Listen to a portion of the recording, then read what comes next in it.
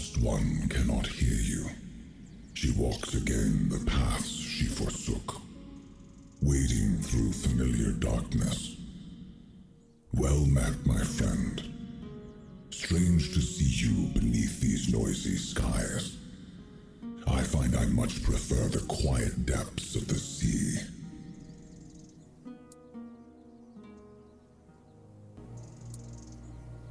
There is a place in the depths that calls you.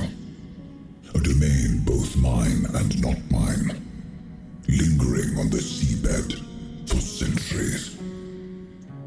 I have a certain fondness for it. I once helped it grow, yet from the beginning, it has been stagnant. Its beginning was your doing, Arthur. Now that you have returned, help it move at last.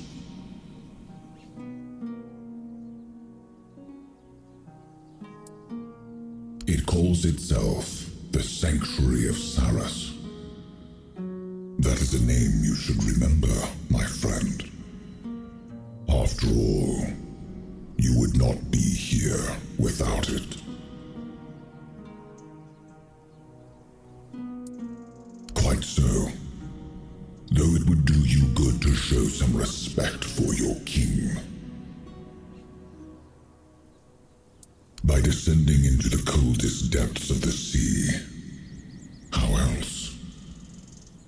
Do not fear. You will not drown. I will not permit it. But there, my part ends. What follows is yours to shape. I trust you will not keep me waiting too long, my friend.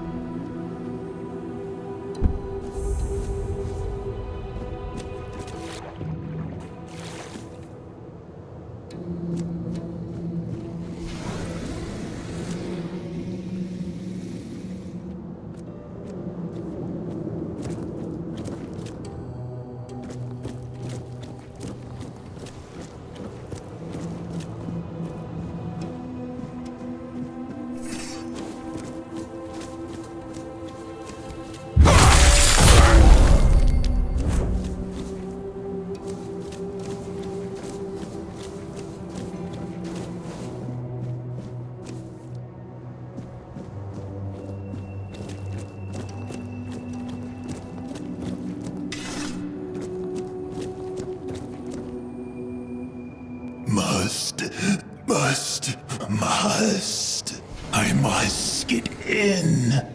I'll convince the twins. They'll let me in. I'll reach the sanctuary at last. I'll see the sanctuary as soon as I get my sight back. I thought the sanctuary wanted a sacrifice. I drank the water of life from the chapel. The body doesn't matter. Only the eyes of the soul do. Just a little longer, I'll descend into the sanctuary. No time to talk. No one will reach the sanctuary before me. It calls to me. I can hear its calling. I must hold on just a little longer. Fools. Only I matter. Only I can descend into the sanctuary. No, don't drink. Don't drink. Don't drink the water of life. Try me. Try me, and maybe then I'll be worthy. The shrine will hear my plea.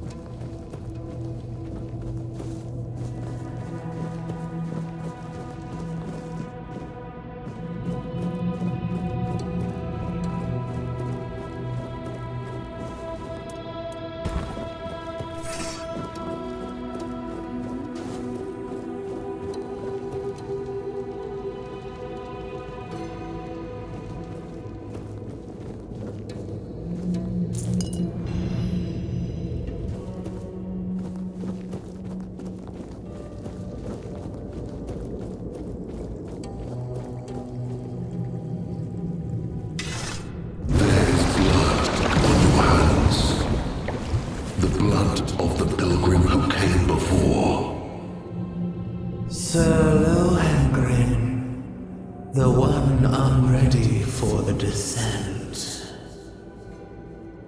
Worry not. The blood upon your hands will fade. The waters of the descent shall cleanse what remains. If you are the one.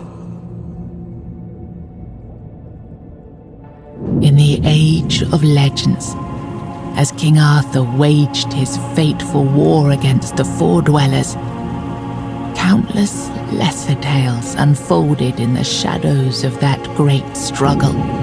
Stories shaped by hardship and danger. Stories that would evolve for centuries to come. One such tale, nearly forgotten on Avalon, tells of a rebellion rising within Arthur's own ranks. Nimue, a young disciple of Merlin, shaken by the horrors of war, longed to return to the homelands, even if it meant defying her king.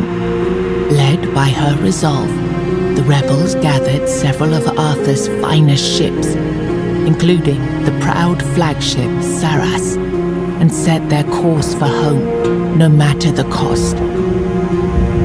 But Merlin, they say, would never suffer betrayal. Drawing upon ancient, forbidden forces, he unleashed a wrath destined to be remembered, turning the deserters' escape into a spectacle burned into the memory of all who served Arthur. 6 centuries later, a lone wanderer steps towards a hidden, long-forgotten passage, ready to uncover the truth behind the legend of Sarras and the fate of those who dared to turn their backs on Avalon.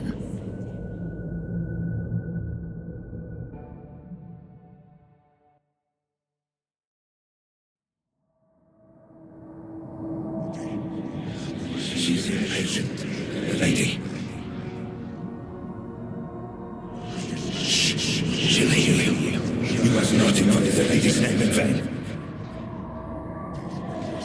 She calls for change. We must accept it.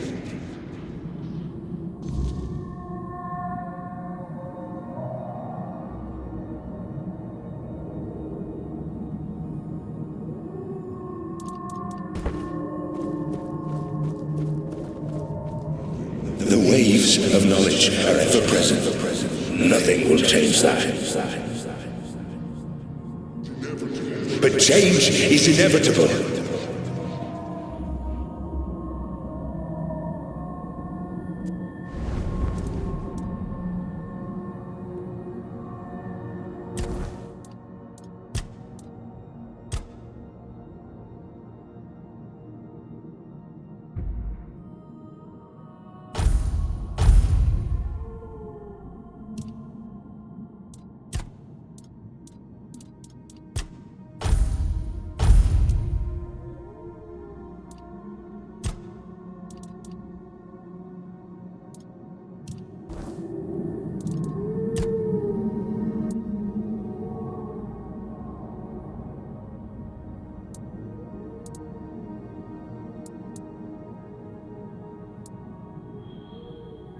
Merlin saw Avalon for what it was long before the rest of us. He told me that Tintagel wouldn't hold, not forever. That the weirdness would gnaw at our walls, at our minds, at our very bones, until nothing human remained. But he still fought to map a way forward, to carve some sense into this land. And in the end, the land swallowed him whole anyway. We were losing the battle at Tuathan's mouth, our last push before the weirdness took the field. Merlin was with us, bleeding, exhausted, but still weaving his spells. Then it came. Not a beast, not a man, not something we ever had words for. A shadow, wearing 1,000 torn banners, moving like it had no shape of its own. Merlin raised his staff, spoke a name I didn't recognize. And then he was gone. Not killed, not struck down, just gone. Like the land itself had taken him back.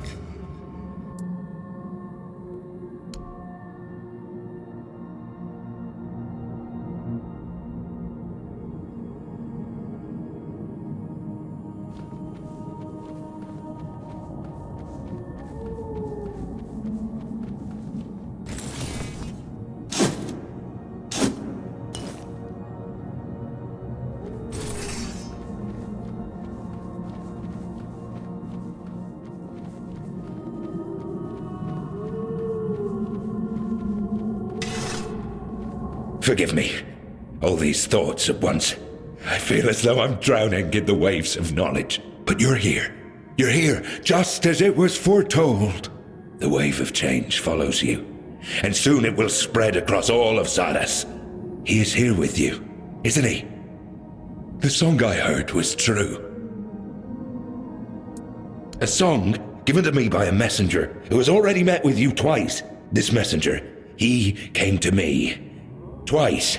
The first time, he kindled hope. The second time, your meeting was far more direct. By then, he was certain the king truly returned. And this time, for good. And with that, I dared to think even this place might be changed. Names. Names. I know I should have them. Yet I don't know them, or perhaps I simply don't care. What I should care about is purpose. Purpose and meaning. Those are brought to me by the mighty messenger. Although I don't think that's his proper name. Naming names! What a horror! I only know this. You're here because you're meant to be here. You have your purpose. A place of torment. A place of deliverance. Our place. But to be precise, right now, we stand before the Tower of the Depths. And you stand among us, unthinkable. Wondrous beyond words. A need.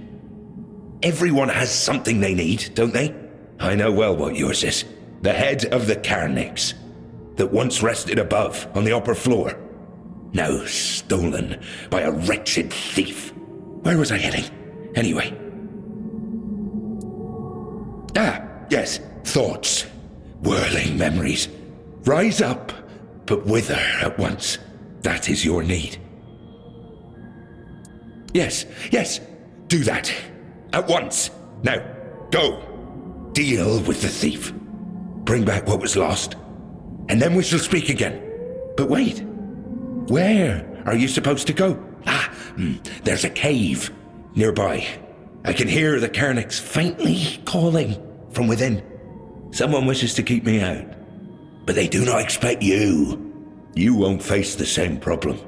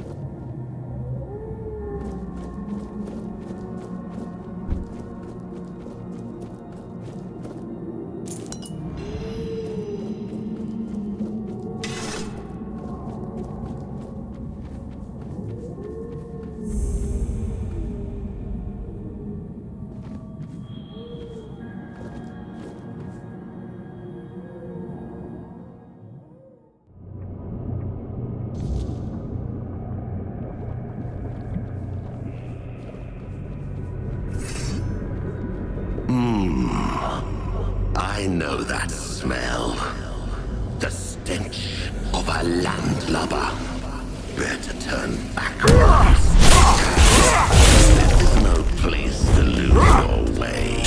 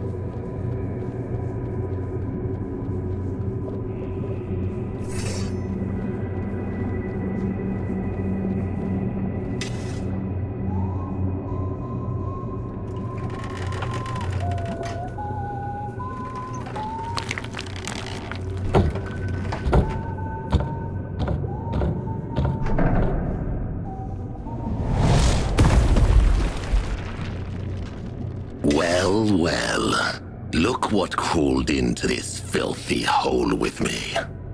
I haven't seen a live one down here in, never. Come to roll in the muck with us? Familiarize yourself with our stench? Want to smell the rotting glory of the sanctuary and all its foul denizens? Name's Squall. I run my own den. I carve it in the likeness of the seas I sailed and the shores I saw on the surface. The outside, this Sarras, it is a foul mockery, an insult to true sea dogs. This isn't a place for the likes of you, with your sun-kissed skin and fresh air in your lungs.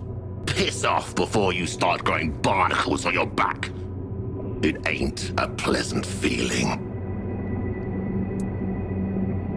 Ah, so you must be Josephus's precious service brat. He must be ecstatic, or he would be, if his head weren't like a morning scramble. Truth be told, I prefer him that way. The nonsense he spews now is better than his usual. So, I stole the Carnix. What of it? To snuff out any chance of light crawling back to this damned shore. To let those cockroaches rot in the dark a little longer. Besides, I like the dark. It covers what shouldn't be seen. The growths, the feelers, the greenish-grey skin that shouldn't still be walking around.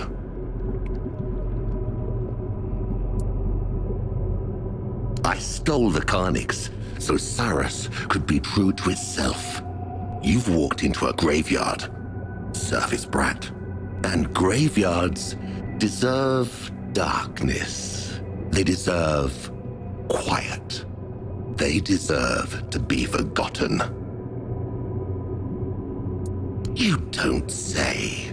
They betrayed the sea, robbed us of a sailor's death. They put their faith in that horrible thing, and what they built out there, it is an abomination. Traitors and oathbreakers, the lot of them. Is that what Josephus calls this? Living, stupid surface brat. You're making yourself a puppet in his hands. And when you try to cut the strings, he'll cut you. I'm not giving you the Carnix. I'll fight for it tooth and nail until that husk of a body won't hold me no more. Breath already!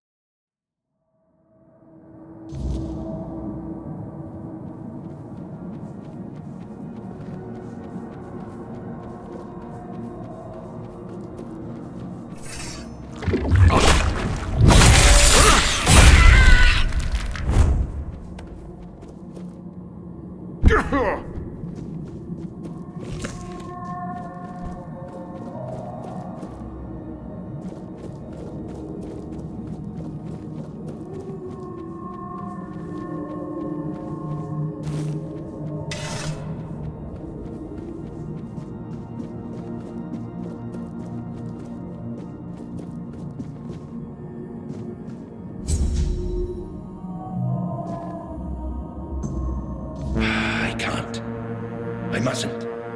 I need to be patient. It will be over soon. Oh, finally. Our Sarras in all its glory. I never knew I would miss it this much. The sound that resonates and quickens the spirit. It is good to hear it once more. And this light. I had almost forgotten how beautiful it is. It brings clarity and quiets the mind. Forgive me for my indisposition earlier. At times, an excess of sights and knowledge seems to overwhelm me. Allow me to introduce myself, this time in a proper way. I am Josephus, a sailor of Captain Lear's crew. Glad to welcome you in the sanctuary of Sarras, child of the surface. Tell me, was it Squall who dared steal the Carnix? My dear child of the surface, everything changed. When you blew the Carnix, the knowledge flowing through me finally stopped being so floody. But if you want to keep the name for yourself, so be it. I was under the impression I should respect your decisions, no matter what they might be. I'm still not sure if it's Nimwe's command, or the Lord of the Depths himself. Anyway, I need to obey. Ah, yes, the next step. You were brought here at Nimwe's bidding. She wishes to meet you, yet she lies beyond the deepest of depths, and only Captain Lear knows the path to her. But here we are. The hour has come. We must rouse that old cur from his slumber, and for that, the melody of the deep must be played once more. I will need the help of my old companions, Ercol and Apps. This is the second thing I ask of you, child of the surface. You must find them and persuade them to play their part.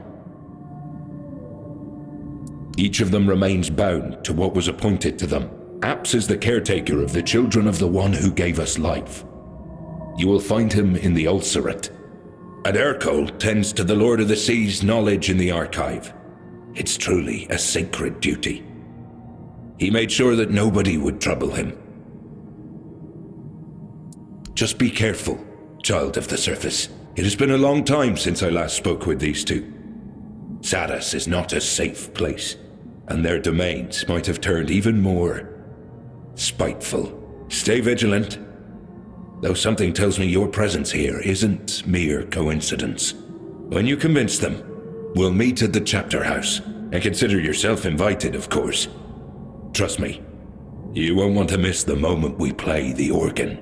Ah, and here, this is for you. Some parts of the sanctuary require you to cut into their bowels to enter, and they won't yield to any surface blade.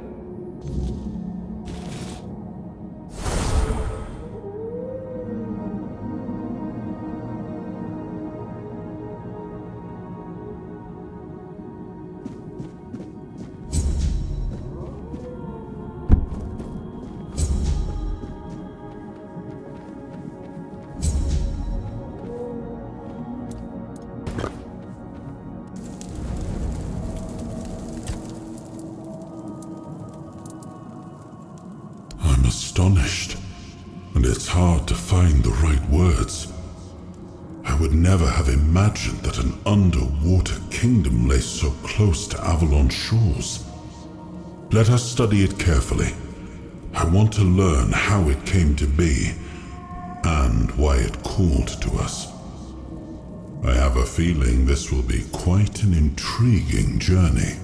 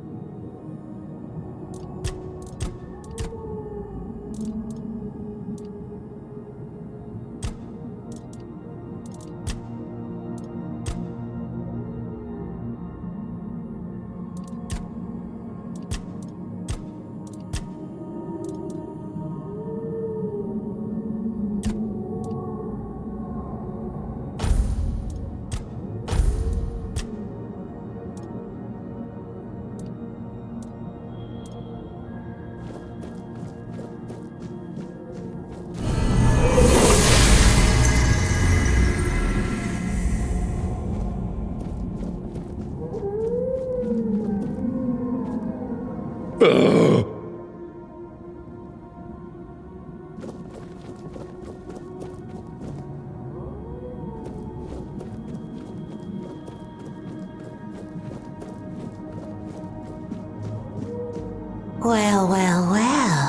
Aren't you something? Josephus was right. The Child of the Surface actually exists. What a surprise. And that Carnix thing, that was your doing, wasn't it? I thought so. Now I wonder if you'll manage to bring the other organists. But enough about you. I'm Merrick. If you're willing, we can strike a bargain.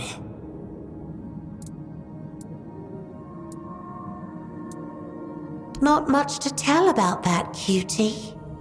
Poor fool. His art lies in pieces. He must like it here.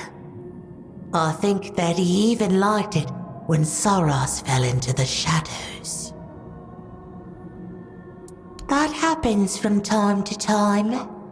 It goes dark, and everything becomes quiet. It's getting dangerous out there.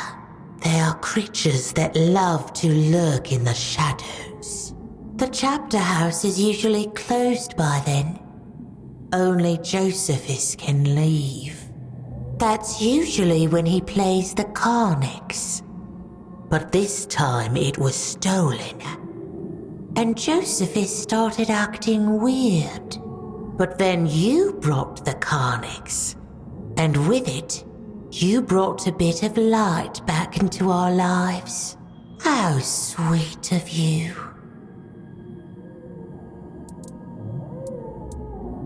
Oh yes, I knew him well.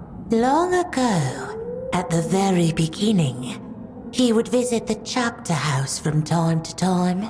He seemed like a sweet boy, a bit shy, always absorbed in browsing my wares.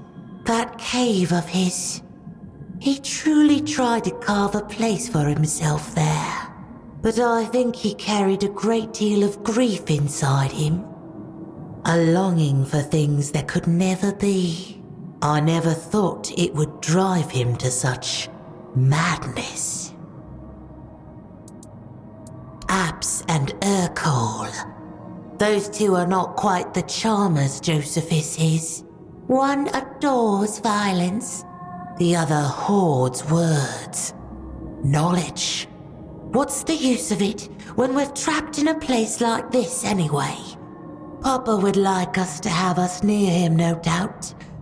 And still, we're left to curl up here, beneath the roots. Lord of the seas, terror of the deep. He bears many names, for he is manifold and unfathomable. Like the sea itself, the sea is his domain, and we are his faithful, his children.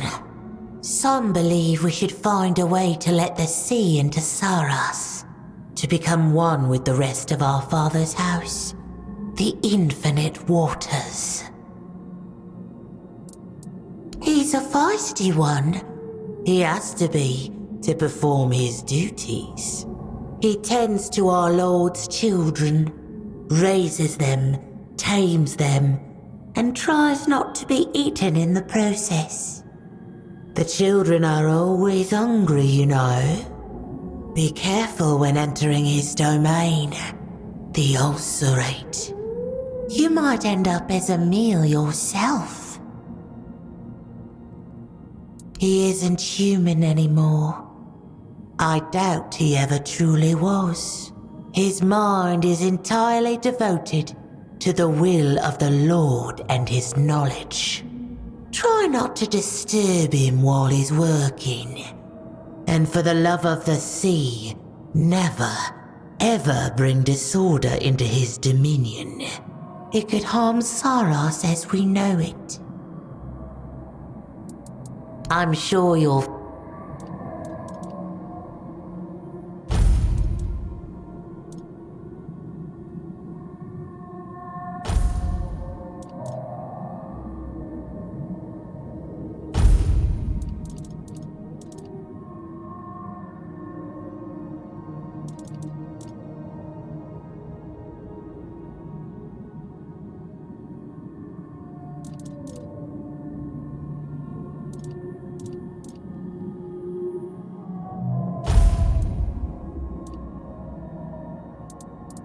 I never fully believed all those stories about the child of the surface.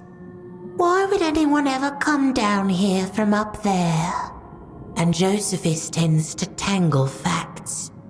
Sometimes he speaks about two unrelated things, as if they were somehow connected. I think it's something with his head. Not enough air in there, perhaps. Or maybe that is when he truly is himself. But it happens to everyone, doesn't it?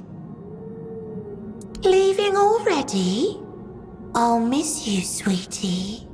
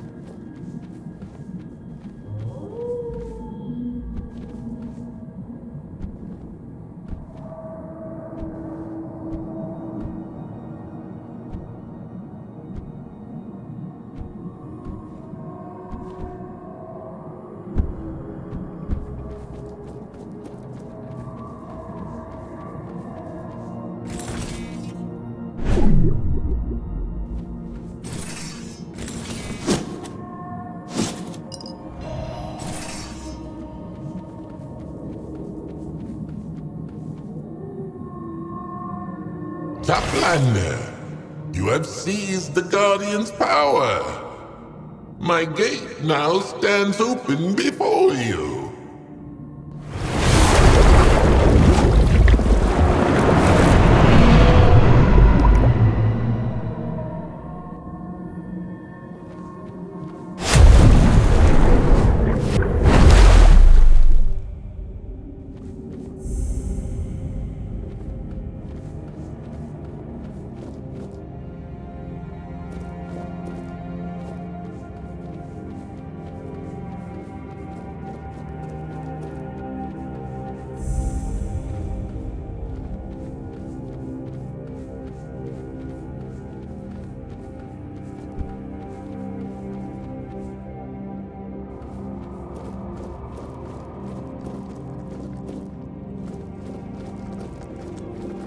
You are a Toplander. My word, you must be quite a sensation in Tumbo. Be careful, they might not let you leave until they've sucked you dry of all your knowledge. Their thirst for anything from the surface is insatiable, trust me. Oh, my name's Vosk. Nice to meet you. Oh, please don't take it the wrong way. I didn't mean you'd be in danger. They'd just be very excited to meet you. They're good people, just rather single-minded. Oh, no, I don't quite fit in. But I'm working on that. I've just had not much luck lately. Yes, ever since I was allowed to leave the ulcerate, which in my opinion should never have happened in the first place. I have no great purpose, no craving for knowledge, I just float around uselessly. I'm a complete disgrace of a reefbound. There must have been something wrong with my egg, but no one noticed. Well, just please don't laugh at me. I'm looking for the red floatlings. I heard they hatch in the wild. They swim around freely, soaking up all the knowledge that still floats in the sea. I know it sounds a bit silly, but Josephus told me.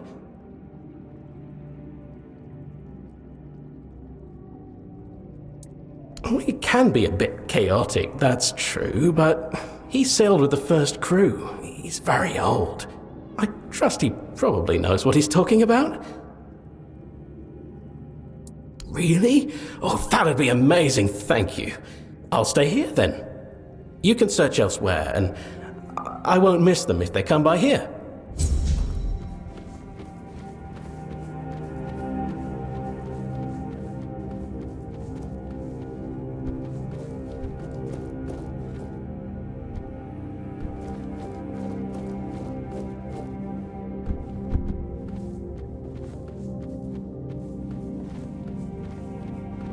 Aha! A rival approaches. If you're here to save the princess, turn back. We saw her first. But we haven't seen her yet, remember? Because we're too scared to go in. Hush you, crustacean. I told you already. If you're scared, you can leave. I will stay and save the princess. And then I'll marry her. But you haven't gone in either. And I want to marry the princess too. You don't even know the meaning of the word. You're just a Finbled. And you, what are you still doing here? Well, of course I know. You wish to challenge my knowledge, Toplander? Very well. To marry someone is to give yourself into the eternal service of the one who rescued you. For the princess said to the knight, "You saved my life, therefore I shall marry you." So it means she incurred a life debt and must repay it with her existence. Really? That's what it means? But what will I do with a princess? I don't even know what they eat. Oh, thank Abyssodontis. What? I know what you're trying to do. You think just because you're a Toplander I'll believe every word you say? It's obvious you're lying because you want the princess for yourself. But I'm not going to fall for that. A princess is the daughter of a king who rules a faraway land. And I am her knight in, well, not very shining armor. Oi, I am a knight too. I have armor. And I brought a gift for her. What? Hiss swore he didn't tell anyone else about the gifts. That shellhead. Anyway, I'm Bruno the Wise. And the Finbled insists on being called Bruno the Bold. Ugh. Children, I beg your pardon. This is knowledge of the highest order, bestowed upon us by Hiss. We paid a good price for it. Well, an outrageous price, truth be told. But it's all true, hence why we are here. Damned Hiss.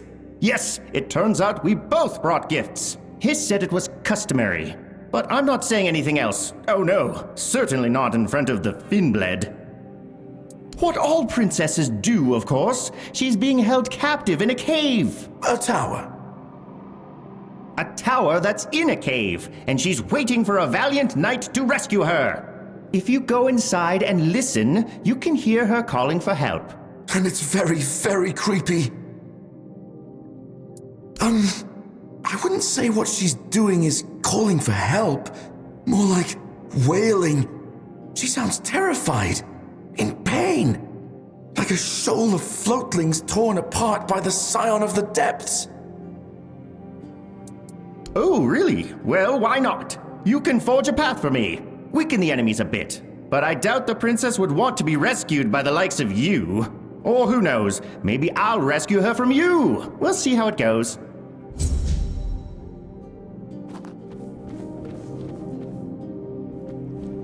Hi there! You're not here to fight, right? I do. And to tell you the truth, Hiss didn't tell me anything about gifts. I just thought it would be a nice thing to do, you know? I want the princess to like me. And everyone likes gifts, don't they? Oh, it's nothing fancy. Just a conch I found. It whispers the secrets of the sea. It's really calming. And judging by the sounds coming from that cave, she'll need that. I even made it into a necklace. Princesses like jewelry, don't they?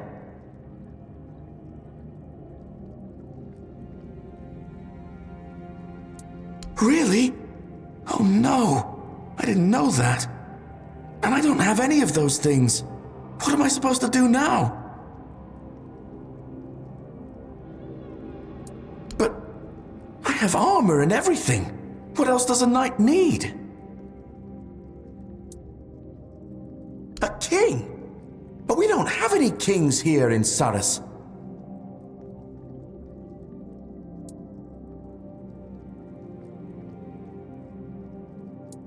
You're King Arthur? Really? I'd love to be one of your knights. I'm not very brave, but I try. I'm not very wise either. But I'm loyal, and I really want to rescue a princess. Will you knight me? But the most precious thing I have is the conch, and I was saving it for the princess. He is? Well, that's good to know. I'm learning so much knowledge today. Then, of course, you can have the conch, my king. Will you knight me now?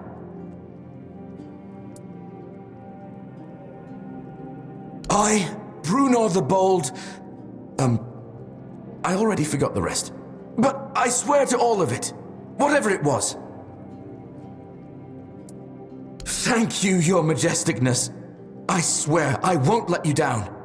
Oh, here, your conch. I hope it whispers nice things to you too.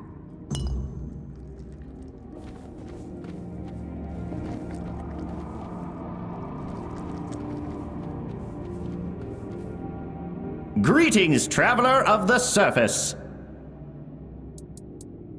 Yes, a courting gift, Hiss called it. I'm not entirely sure what it's for. Maybe to sway the princess if she doesn't want to be rescued. But, well, I have one. That's what counts. A wreath made of the sturdiest, most beautiful coral. A crown fit for a princess, bestowed upon her by her brave knight. What? Oh, no. Maybe the Finnblade would fall for a trick like that, but not me. If you really want it, you'll have to challenge me to a duel. The outcome will prove which one of us is truly worthy of rescuing the princess.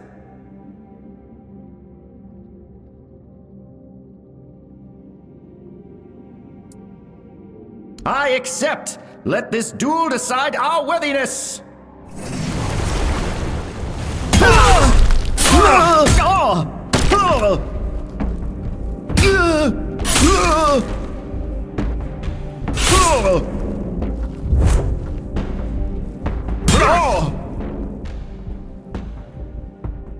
You beat me. It was a fair fight. If I couldn't even defeat you, how could I ever hope to rescue a princess? I've been foolish, unworthy of my title. Here, take the wreath, and take my place as her knight.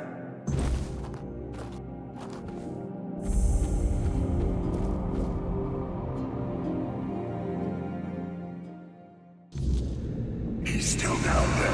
Pull him up.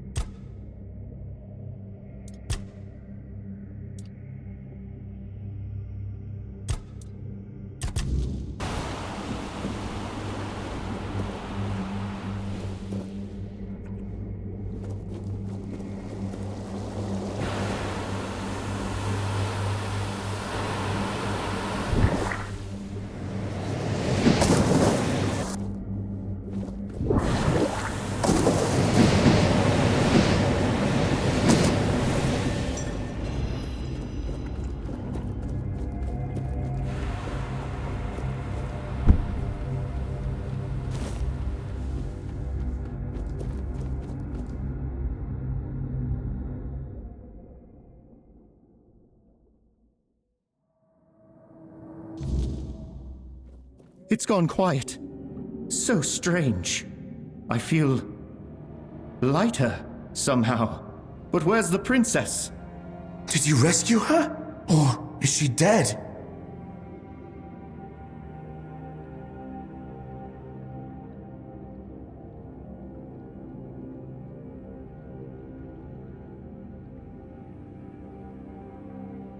Are you sure? Oh, and here I thought I discovered something special. Serves me right for believing Hiss's lies. I don't mind. I wouldn't know what to do with the princess anyway. At least the cave stopped wailing. That's good to know. At least this whole thing hasn't been a complete waste of time. If you say so, then perhaps I should keep being Bruno the Wise. Maybe I'll look for other ways to use my knighthood. We could both become wandering knights. Perhaps we'll even find a princess one day, as long as we know it's not the most important thing. Thank you, Toplander, for taking up this mission. It's been an honor to meet you.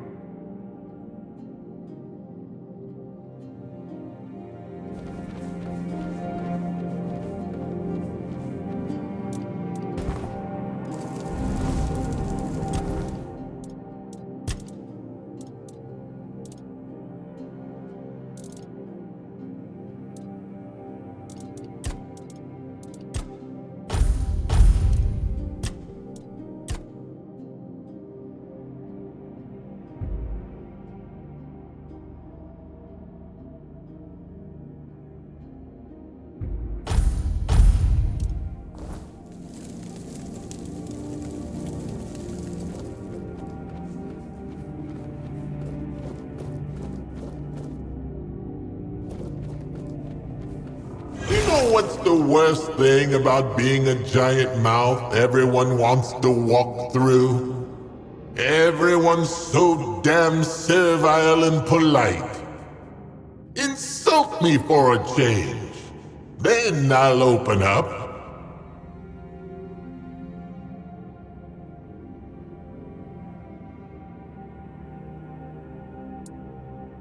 That's it? Weak. But, hey, you tried. And that was still more interesting than anything else I've heard so far. Step right in.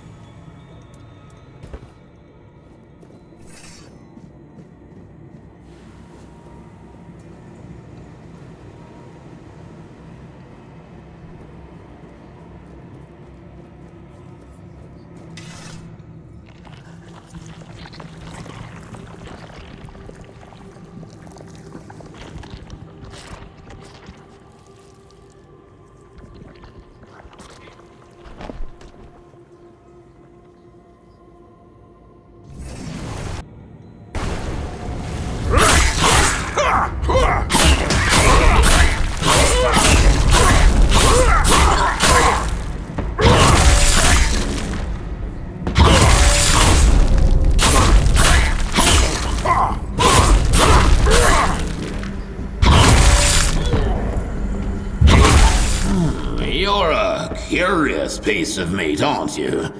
Guess I owe you one now. Ah, that's a good question, isn't it, stranger? I know what they weren't. For one, they weren't supposed to be coming out of the eggs, yet here they are. More and more of them every day. At this point, the whole bloody ulcerate must be infected. Do I bloody look like a learned man to you? I don't know. And those scaly wastes of space who are supposed to guard the eggs don't know either. They think they're so smart because they can string a sentence together, but in the end, nothing comes of it. Useless, the lot of them.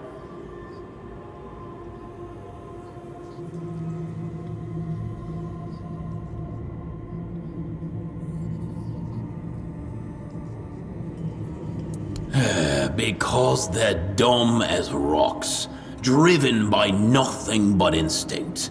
And I'm the biggest, tastiest morsel in this whole place. If they'd brought me down, they'd have a proper feast on my carcass. They wish my skin's tough enough that they'd have starved before they tasted my flesh.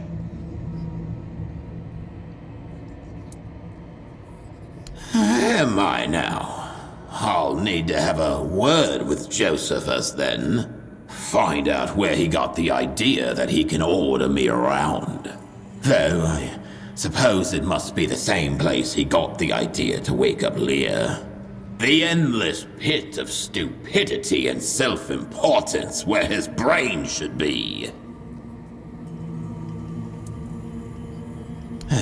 Truth be told, I don't care either way. I've been bored as shit these past few 100 years, and Leah is entertaining.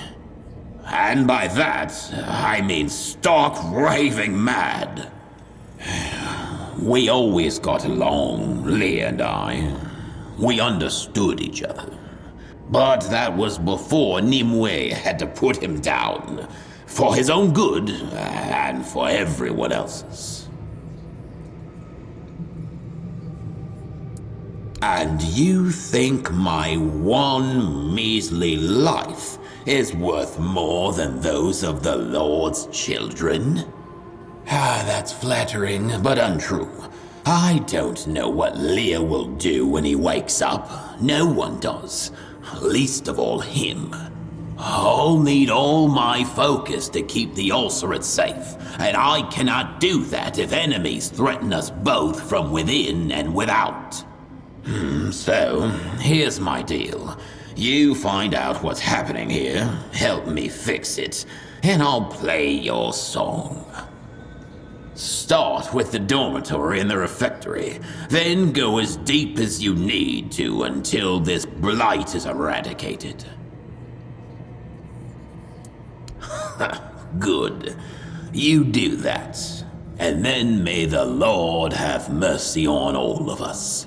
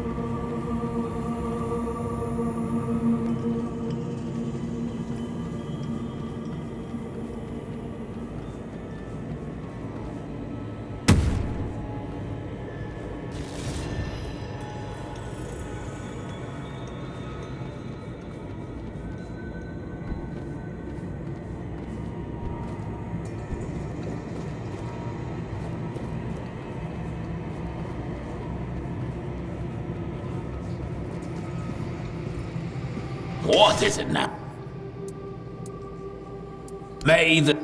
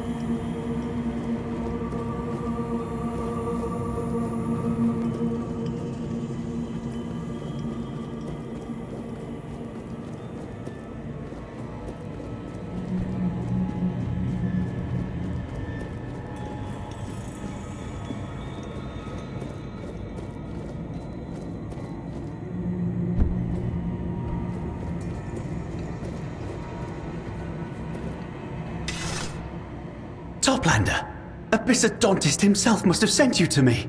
We need to talk, privately and right away if possible. Yes, I'm so terrified, I feel like I'm about to die. Thank you for giving me a moment of your time. Trust me, I bow down to you and invite you over for a round of faceted shells. But I'm out of time, and my head is on the line. Like it or not, you're the only one I can turn to. If anyone else learns what happened, I'll end up in a geyser, doomed to boil forever. It's about an egg, a priceless egg from our collection. One of them has disappeared. I have no idea who would be so bold to commit such a theft, but it's true. The egg is gone. Oh, I do. Their disgusting bodies are already boiling in the geyser, watched by the ever-vigilant Thalrin. The problem is, they insist they're innocent, despite the overwhelming evidence against them. I still don't know where the egg is. I'm already getting odd looks for leaving this place so often. On the oozing fields, of course. The closest thing we have to a prison. Thankfully, we don't get many wrongdoers here in the sanctuary. But when we do, we have Thalrin and his geysers. They're enough to scare anyone out of ever breaking the rules of our community. Thalrin can be very principled. If you don't give him a good reason for speaking with the prisoners, he might not let you near them. And since this whole business with the missing eggs needs to stay between us, telling him the truth is out of the question. I did hear, however, that he has a weakness for rum from the surface. If you don't have any on you, check the chests on the sunken ships. We've got a lot of those down here. Thankfully, it wasn't one of the creator's eggs. Abyssodontist must have been watching over those. But it's still a priceless egg from the collection of reef-bound scientists, raised to help Sarras grow and gather knowledge in the future. This kind of reef-bound is the future of our community. The first of us who may one day have intellect equal to that of the ancient crewmen.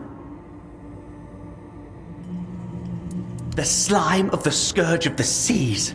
It was definitely the slime of the Scourge of the Seas. It can't be mistaken for any other substance. They tend to grow lesser organisms on their bodies. I spent half a day cleaning that disgusting residue off my bedding. And wouldn't you know it? Depthgore's gang are all scourges, and we've long suspected them of thieving and smuggling. It's obvious they're responsible for stealing the egg.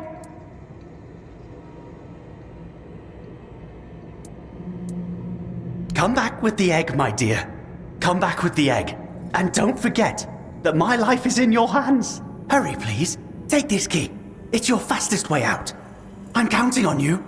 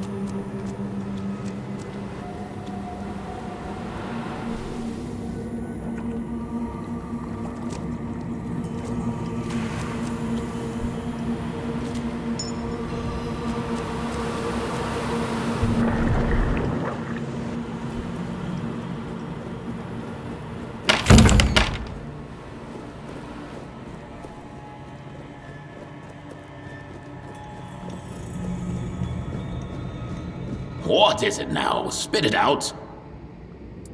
You solved the problem? Aha! Finally, some peace and quiet here. Though not for long, I suppose.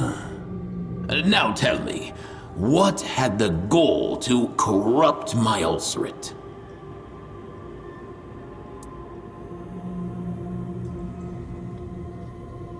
Oh, blast it! Looks like it was my own negligence that caused it. Oh, this place won't let you put your guard down for even a moment. You did good, stranger. I promised you the melody, so meet me at the organ. And may the Lord of the Seas have mercy on you, because Leah sure won't.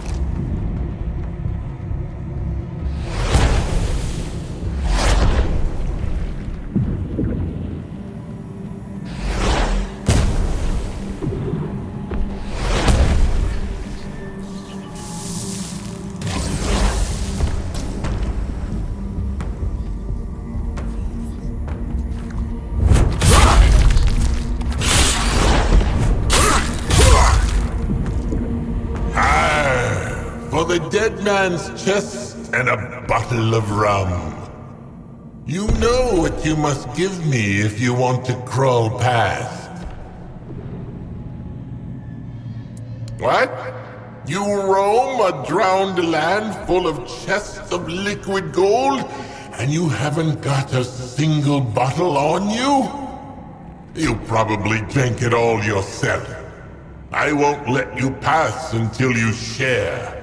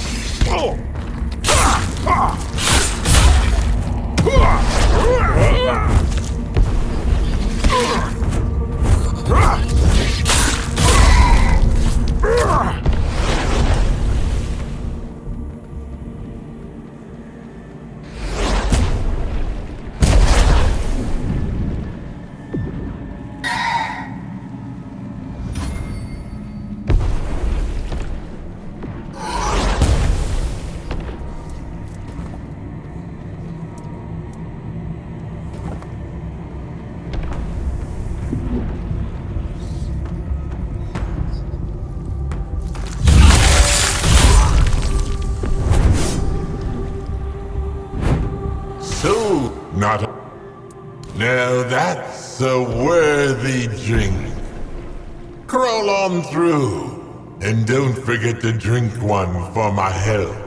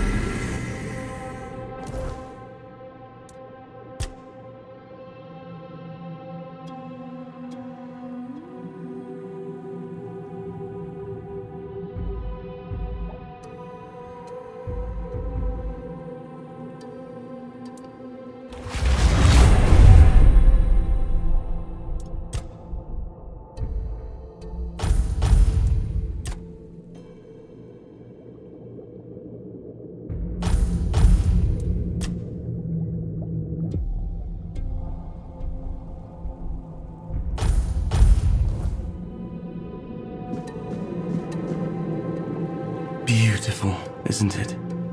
Our sky above. We call it the Sky of Roots. I could stare at it for hours. I'm Vandu, keeper of the observatory. As for who you are, you don't need to tell me. I can see everything from here. The voice of the Lord of the Depths is especially clear in this place. Well, I watch the sky of roots. I listen to the Lord of the Depths. And when I have a moment, I dream of seeing what lies beyond it. I also enjoy designing things. Devices, mostly. Perhaps one of them will someday let me reach the great deep. You can't really talk to something that's omnipotent. All you can do is listen and try to understand what it wants to tell you. Maybe he's the one inspiring me to break through the sky of roots, to be closer to him. Oh, that's very kind of you. And yes, I could use your help. I need someone to bring me essence of scalding steam, a key component of my latest invention. My sister, Waste, used to gather materials for me, but she's been caught up with other duties. Besides, I wouldn't want her wandering into such dangerous places. You'll find the essence of scalding steam in the oozing fields. Here, this container will allow you to gather the essence. Bring it to me, and I'll reward you with one of my more valuable designs. I'll be here, waiting. Oh, this place has called to me ever since I was a tadpole in the ulcerate. My sister never understood my fascination, but I always knew this was where I belonged. Its history reaches back to the very beginning of Sarras. It's almost as old as the ulcerate and the archive. It was built by the first crew. I think they wanted to see what was happening on the surface. I can't see anything myself. Maybe because I'm a deep dweller, but I can hear the will of the Lord of the Depths clearly here. It flows through me and fills me with calm. It's an incredible feeling. Well, I can't be certain, but isn't that what you surface folk call faith? I choose to believe that I hear the voice and feel the will of the Lord of the Depths moving through me. That choice alone is enough to make me happy. It's as unknowable as he is. As long as I feel calm, I know everything is unfolding as it should. I feel that same calm now, speaking with you, and take it as a sign that what we do is right. When I feel unease, I know something's not meant to be. I can't explain it any other way. You'll just have to trust my intuition that our meeting is good and true. Until we meet again, Toplander.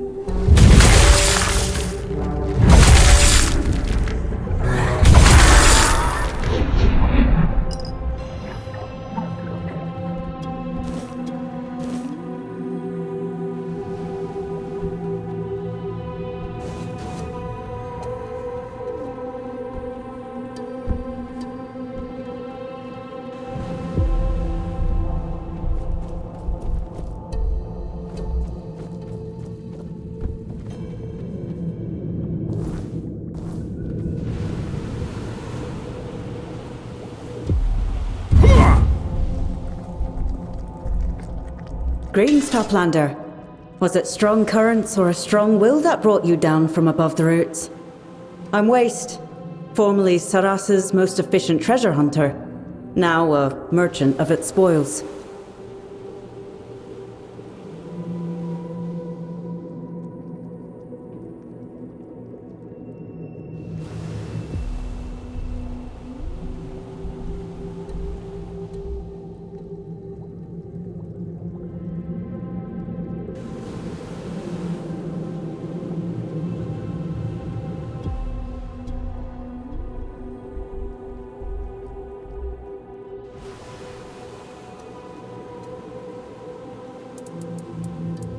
Only the best Sarras has to offer.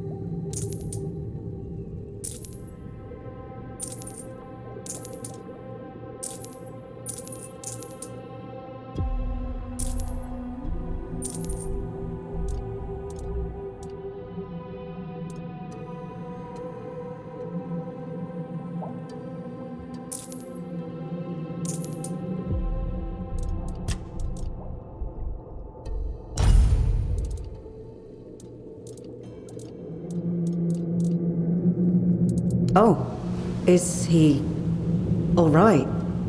Did he ask you for anything? Damn it. I'd hoped that if I'd stopped helping, that would be enough. He never leaves the observatory, but I didn't think anyone would come to him. Please, Toplander, don't help with that experiment of his. I'm begging you. I am busy, but you're right. That's not why I stopped. Vandu is obsessed with that project, and I couldn't keep helping him in good conscience. Because it's going to get him killed. Can't you see this is insane? I don't even know what will get him first. Trying to leave Sarras's borders, or launching himself towards the roots in one of his blasted machines.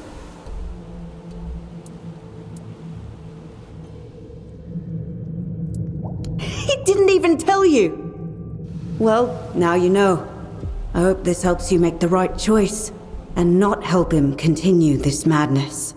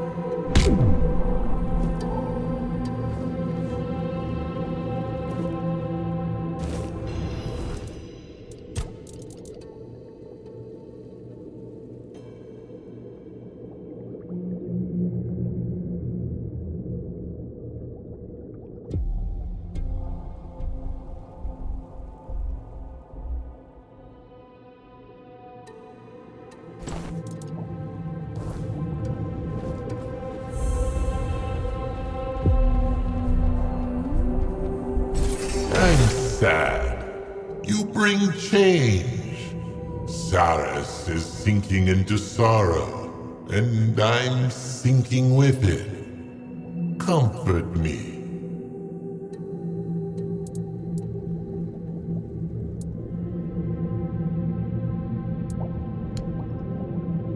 Oh, I didn't see that coming.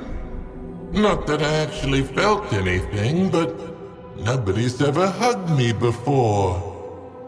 Thank you, Toplander. My gates are open to you.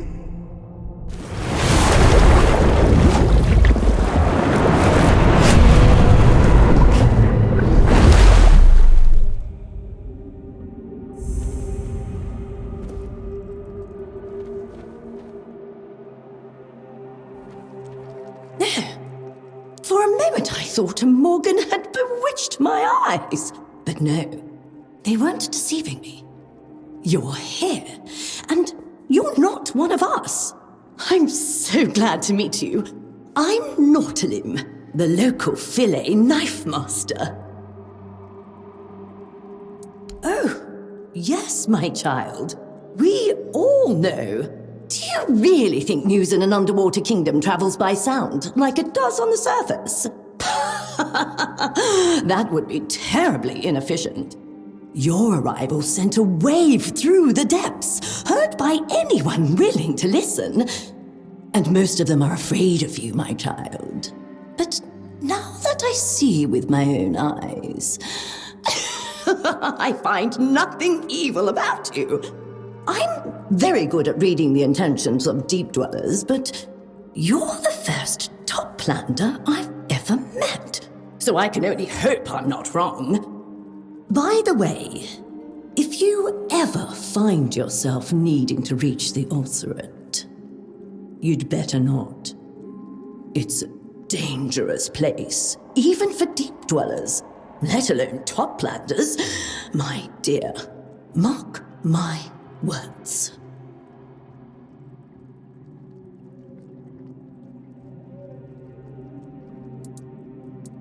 A cook, you say? From what little I know, your cooks on the surface love using fire. Frying, roasting, smoking. Ooh, you won't see any of that down here. Oh, sure. We can heat our dishes on a geyser. I guess you could even call that cooking, but it's nothing like what you're used to. So, are you ready to learn the secrets of underwater cuisine? Very well. If that's what you want to call it. Here, take this recipe. Try it out and tell me what you think.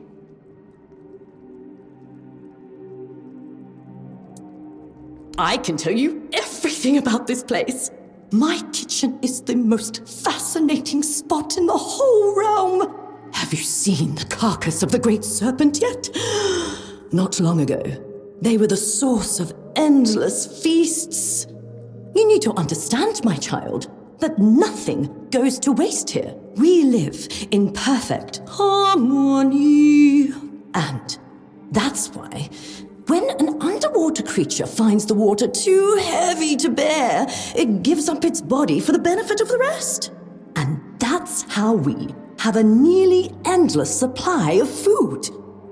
Now, do you see why I'm the best cook you'll ever meet?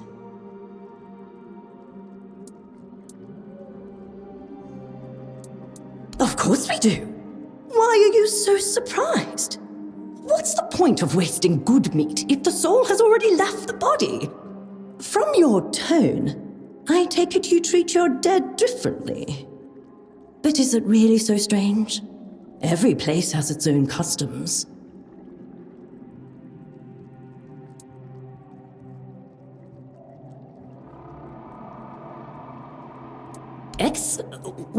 What? You mean shit. Why do you care? You won't get a say in anything after your consciousness goes. Wherever it goes for you Toplanders. Cemeteries are a ridiculous idea. You make your loved ones build a monument, and then they have to keep coming back to clean it, or else some people gossip about them? Oh, it's absurd. Here, at least you nourish the ones you leave behind, not saddle them with chores and expenses. Our way is much smarter.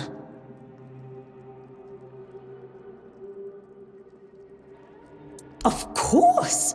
I'm always prepared if you want something ready-made.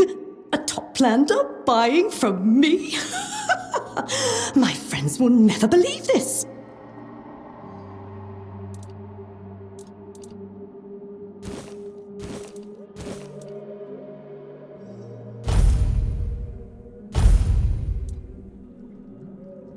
If you get hungry, you'll know where to find me.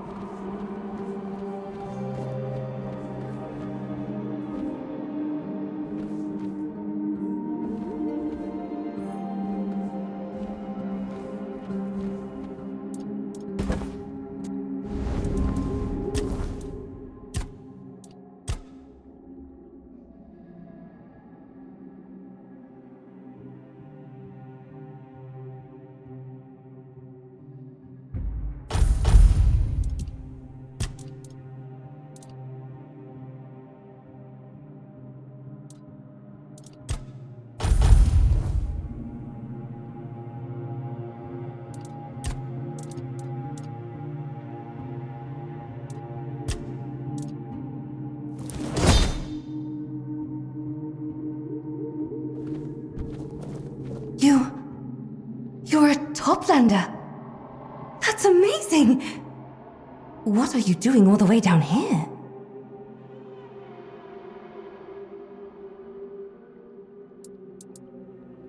A mission? Dear me, that sounds important. If you need any help, feel free to ask me. Although, I'm still quite young, and I don't know much, to be honest. I was hoping that, if you have time during your mission, perhaps you could share some of your knowledge with me. Please? My name is Lyra. I'm a coral shaper. I whittle and mold it, turning it into my own pieces. I create shapes the sea could never dream of. You can have a look if you like. Only, I haven't been able to come up with any new ideas lately. But I'm sure that'll pass. I have some items that came from your land. You know, up there. But no one here knows what they're used for. And I can't for the life of me figure it out. Of course, I have my own ideas, but, I doubt they're anywhere close to the truth.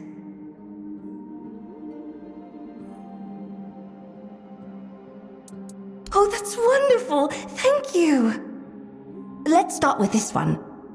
Look, it has all those long teeth. Utterly fascinating.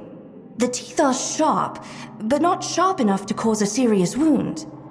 But you can plunge the whole thing into the ground?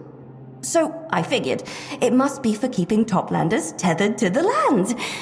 Am I right?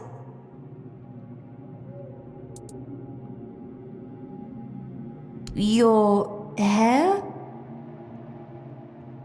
What? You! And I touched it! You take it. I don't want it anymore. I think I'm done for now. Could you come back later? Please? I think you'll like these.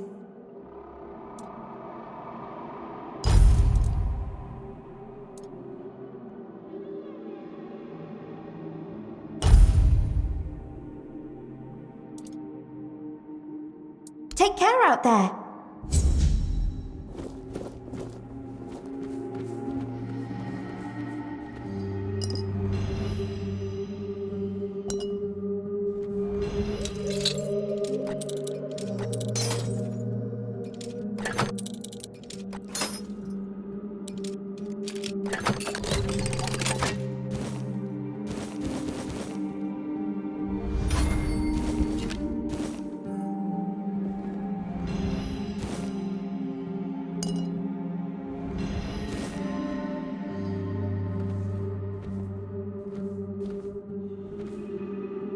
You, Toplander. This one is shell named Hiss. This one greets you. This one desires your knowledge. This one hungers for knowledge is the most precious thing here. This one has already introduced himself. He is shell named Hiss. But this one wonders, who are you? So you seek knowledge. Good. Hiss knows much about seeking knowledge. The waves have carried news of your arrival. This one is curious about you. This one offers his assistance in completing your mission.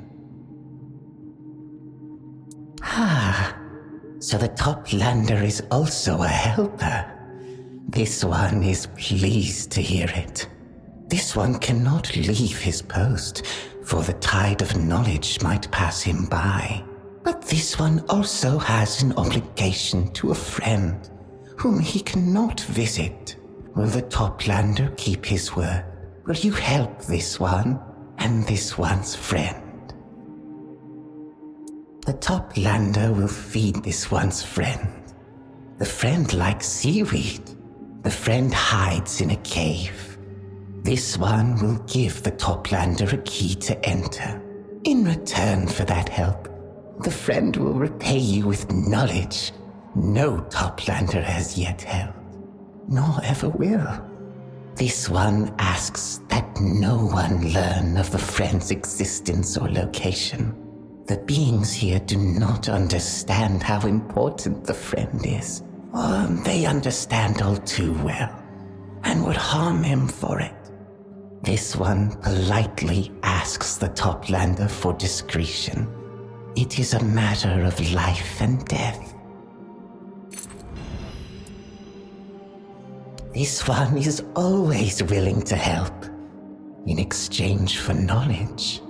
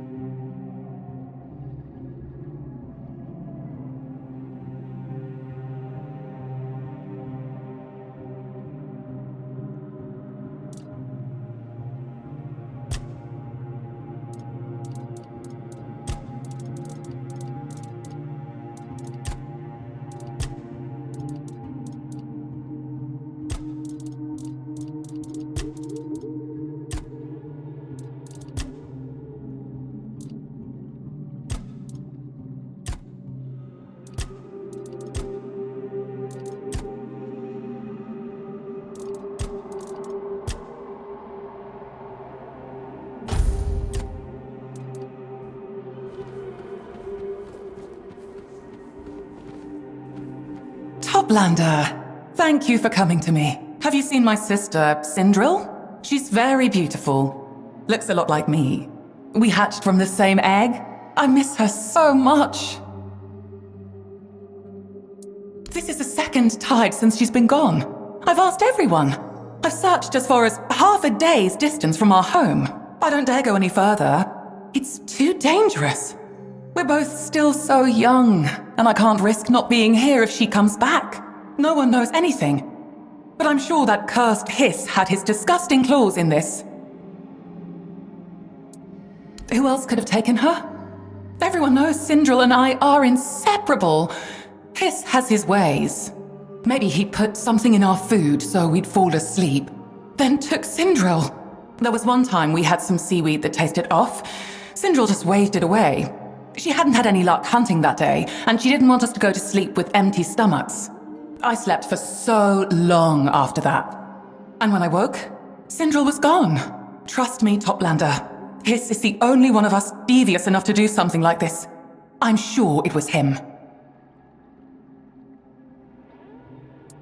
Why? You don't believe me? I'm from here. I know what I'm talking about. It must be Hiss. But I suppose on the surface you like to investigate matters, if that's what you can call it. Still, I'm sure I'm right. You'll see for yourself soon enough. I only hope it won't be too late. I'll be waiting here for you. Always swim with the current.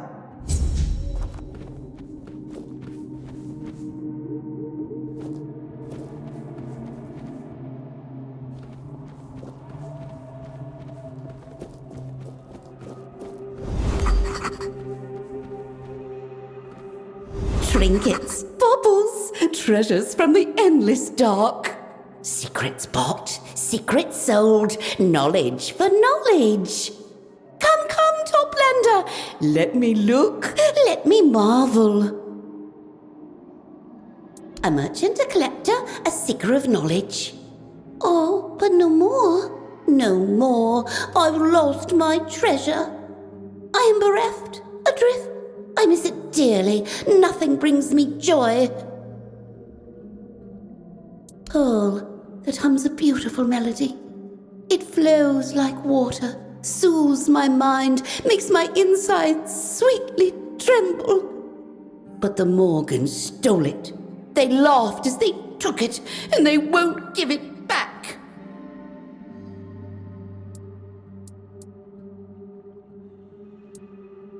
Me? They have claws that rend flesh, teeth that crush bone. I can swim fast, but not fast enough. They are Morgans. All they know is to take. Take lives. Take pride in life-taking. Take treasures one has rightfully earned. Morgans are cruel, just because they can be.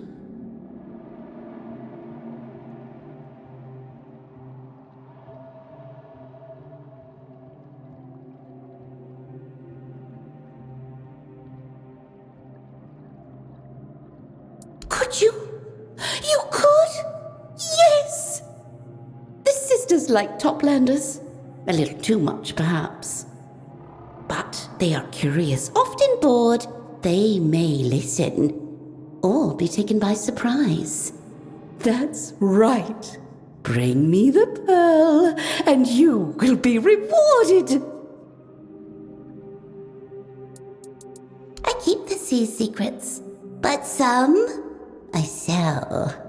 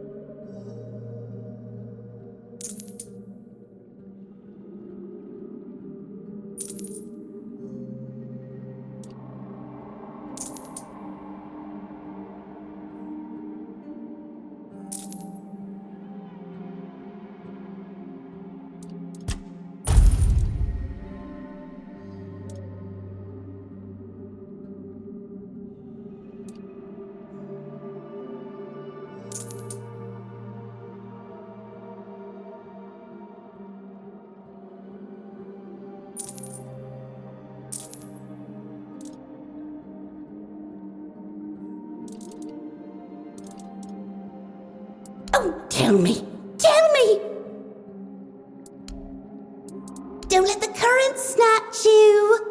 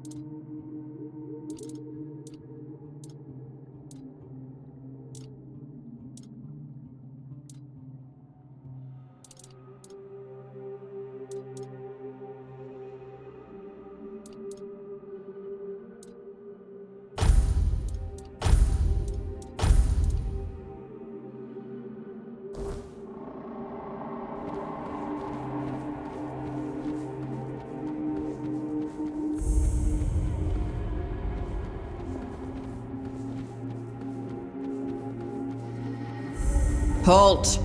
No entry to the archive. Not even for you, Toplander.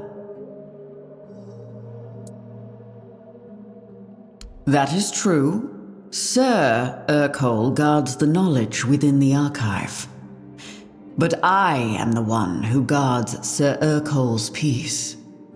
My name is Ruako, and I decide who may pass these gates. Sir Urkol does not wish to speak to anyone. He is terribly busy. Only those deemed worthy are allowed into the archive. Sir Josephus has no authority over the archive. Only Sir Urkol does. While he is occupied with important matters, he has ceded that authority to me. I decide who enters the archive, not Sir Josephus. Tambo is a community formed around the archive.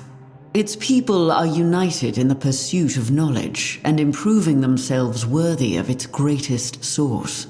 Become part of this community. Get to know them, and allow them to know you. Work with them, for the only way to prove true worth is to lend your skills to those in need.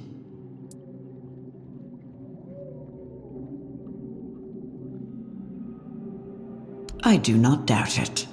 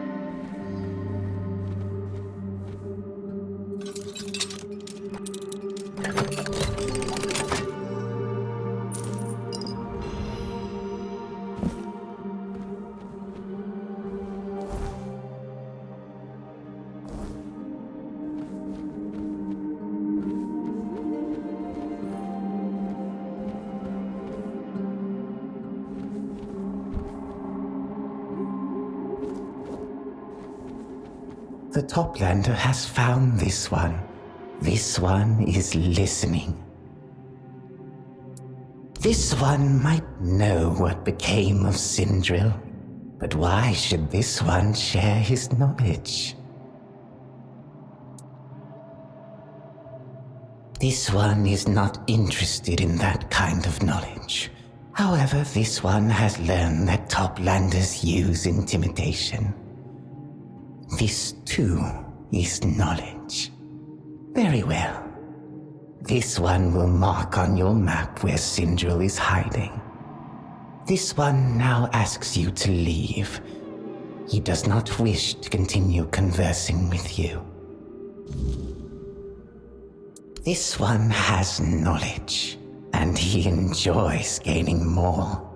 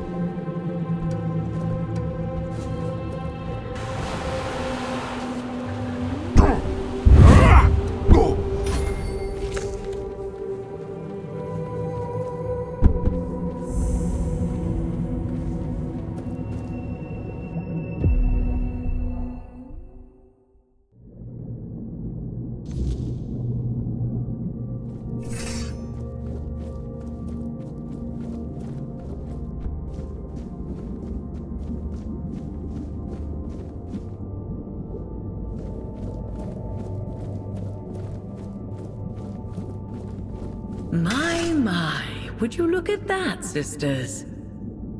What a tasty little morsel, dropped all the way to the bottom without anyone's help. Aren't we lucky today? The luckiest. But what is it doing here, I wonder? Who cares? We shouldn't be looking a gift kelpie in the mouth, should we?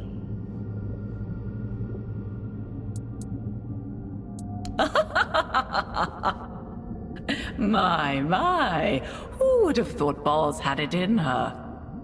I always knew that little thief was clever, but this is bold.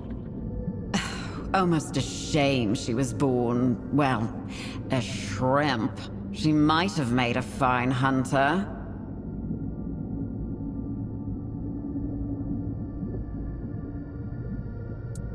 I'm afraid little Boz hasn't been entirely honest with you.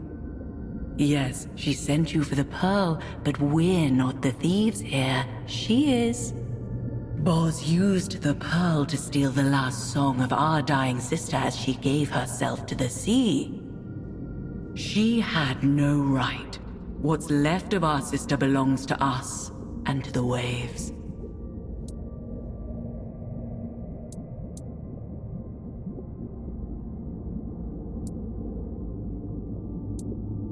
Careful, mortal. This is our sister's dirge you're speaking of, not some cheap bauble. Or would you like me to reach down your throat and find your tongue, so I can have it as a keepsake?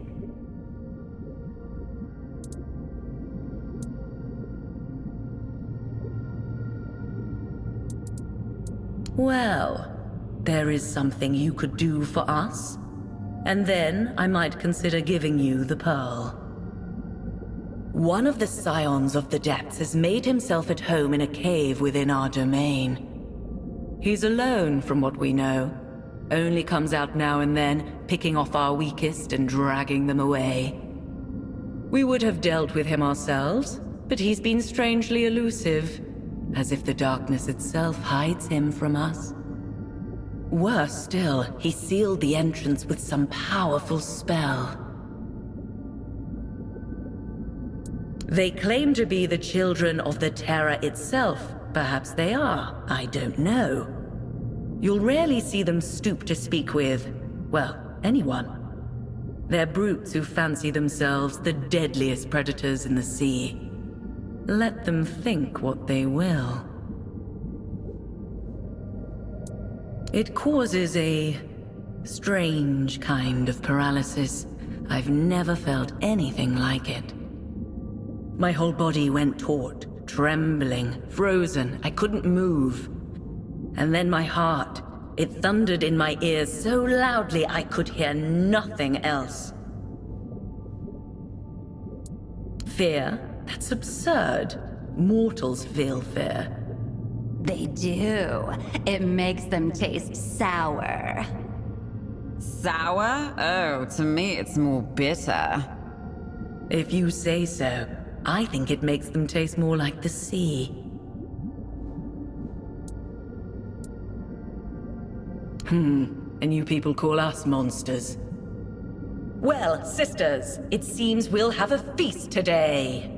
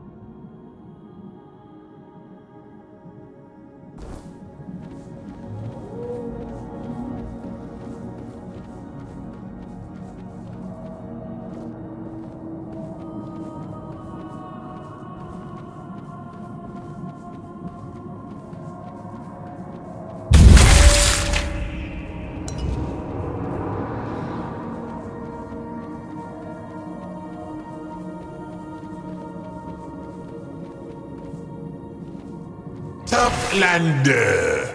It's you! The Lord of the Depths has shown us mercy after all. Feed me a deep weller's flesh, and I will grant you passage deeper into our realm. Those vile things mock me, bite me, disturb my peace. I demand justice for their misdeeds.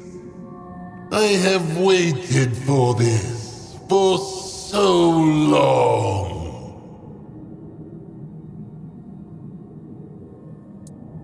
Then I...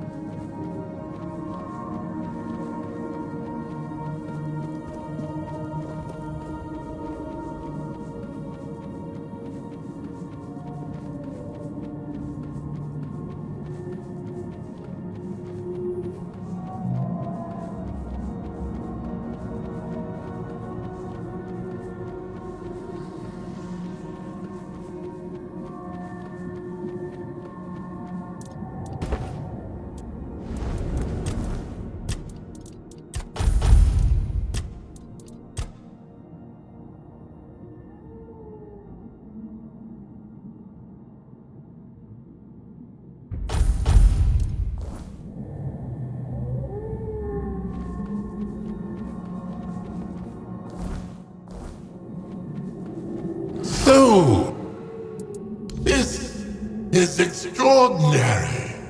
No one has ever offered me such a thing to consume. And yet, you are a toplander. You must use my passage, even if it requires the sacrifice of an innocent life. Thank you. Now, drift straight ahead.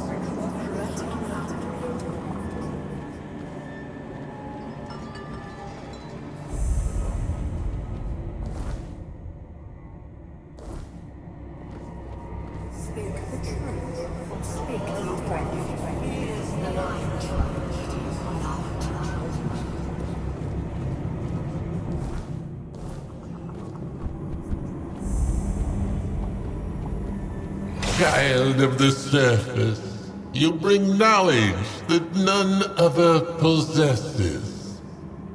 Share it with me, and I will open for you the passage to the Temple of Knowledge.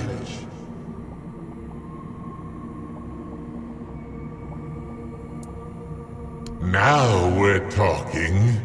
I too share that sentiment. Then let us tackle a subject which might be a wee bit controversial around these parts. Tell me, what do you know about dictatorship, Toplander?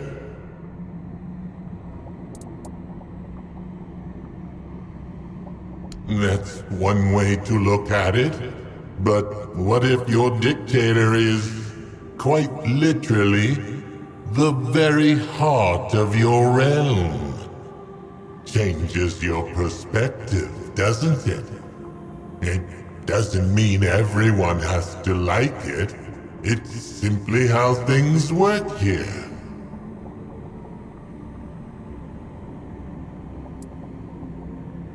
Lady Nimue, of course. And the first crew. They built this place on the carcasses of those who came before, reshaping the depths to their liking. Never once did they ask the inhabitants of what they thought, or what might make their lives better. Not that I'm complaining. I'm just a door. She is the seal that binds this place together. The reason Sarras exists in the form you see now. Lady Nimue is everywhere. She sees and knows everything. Because she's connected to every living thing here. Or so the locals believe. So it's only logical. There is no free will here. Only the will of Lady Nimue. If that isn't a dictatorship, I don't know what is.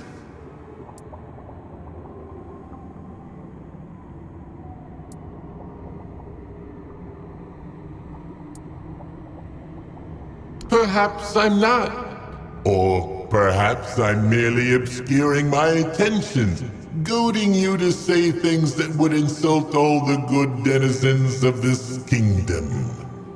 But maybe it's precisely the opposite. So don't be too concerned with what-ifs and what-not. Your goal is to open the door by entertaining me with your true knowledge. So give me your honest answer. Based on everything you've seen and learned, do you approve of the way we do things around here?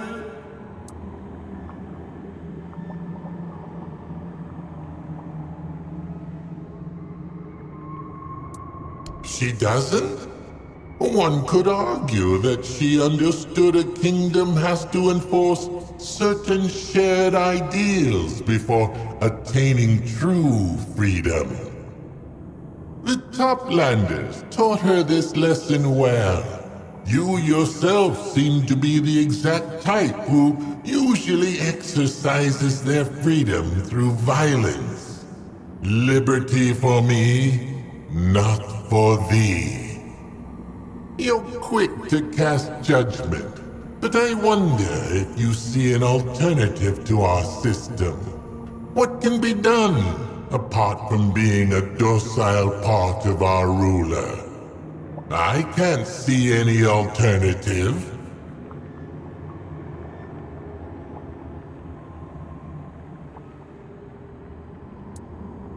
Your king is a part of you? Is that a joke? No? No, it's not. No more talking theory. This is genuine knowledge. The direct opposite of how we do things around here. Fascinating. Mind-blowing even. So, tell me, how is it?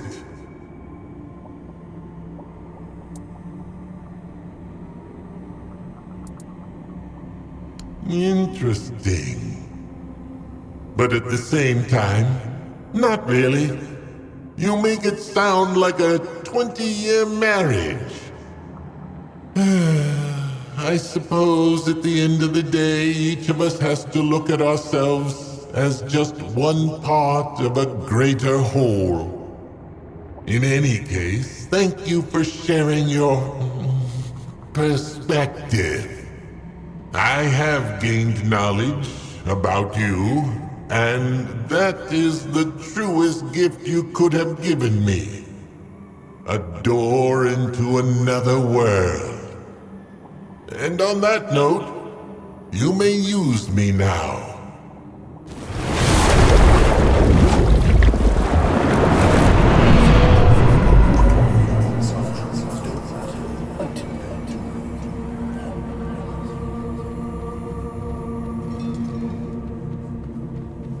Child of the surface, the song of the Lord of the Depths foretold your coming.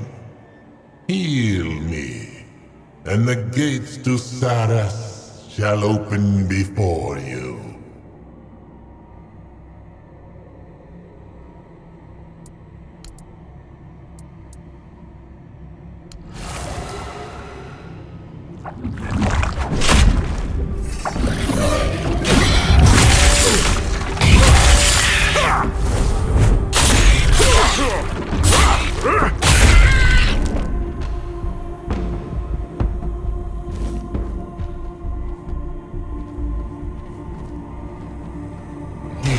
Fought well.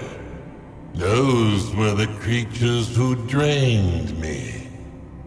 Forgive me this deception, and thank you for the grace you have granted me. May our realm bestow its favor upon you.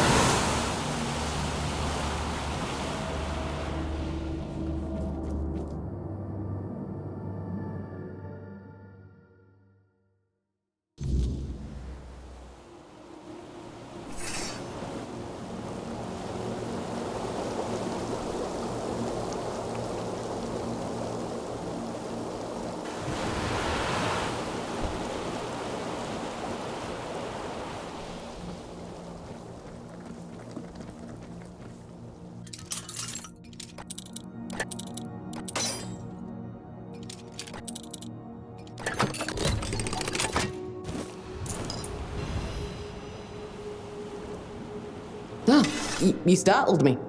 I didn't think anyone would find my hideout. Hiss promised no one would. That creature. Everything has a price with him. So I'm guessing you paid him more than I did. What do you want? Let me guess. Coraloon is looking for me. I'm sorry, but you're wrong. She's not worried about me, but about herself. Tell me, what do you know about me from what Coraloon told you? Not much, I bet. Think back to everything she said. Can you hear her saying, me? That's Coraloon for you. She doesn't care about anyone but herself. I'd say I'm being too kind. That leech thinks she's the most important creature in the ocean, and I'm supposed to wait on her hand and fin. And since you're asking those kinds of questions, it means she's already wrapped you around her finger. Unless I'm mistaken, we can end this conversation right here. I'll stay here, and I'm not changing my mind. Because I want to finally be free, to have my own life, to start my own family. No more and no less. You have no idea what it's like to spend your life with someone who always plays the victim. It's not that she can't do anything. She just doesn't want to. She throws up her hands and insists I do everything better. For a long time, I kept falling for her games. But when I tried to teach her something, to show her how she could have a better life, hunt on her own, gather seaweed, she'd get offended and punish me with silence. Or she'd accuse me of putting on airs, of treating her like an idiot. She'd say anything just to make me give up and do everything for her. I couldn't keep living like that. And I won't keep living like that.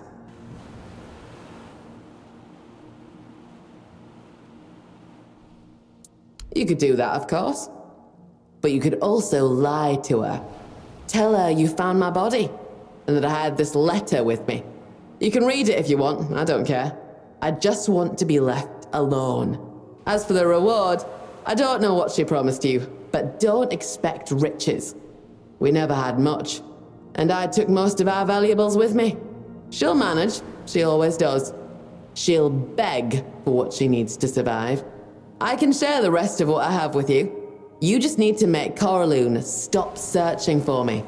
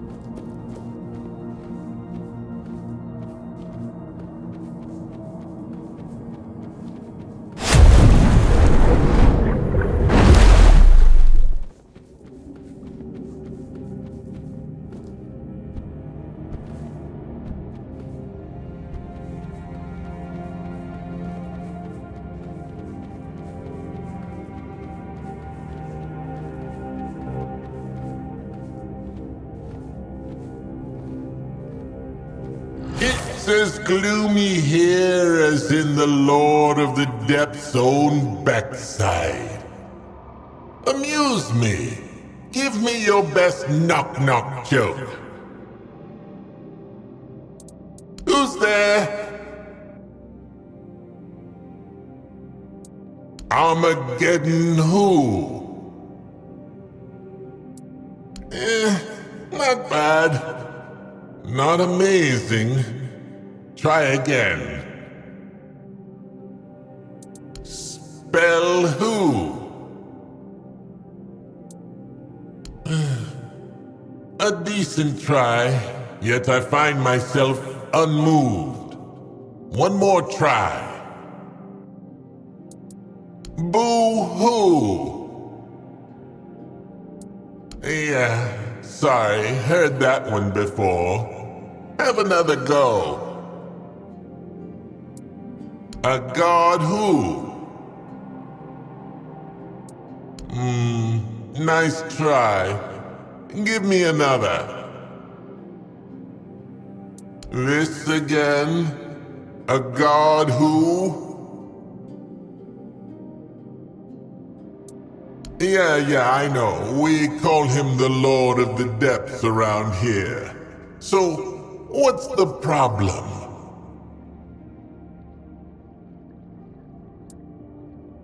Well, tough luck, buddy. A lot of us work dead-end jobs.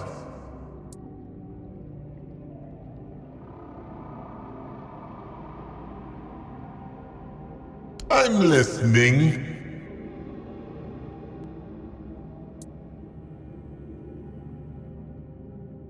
Oh.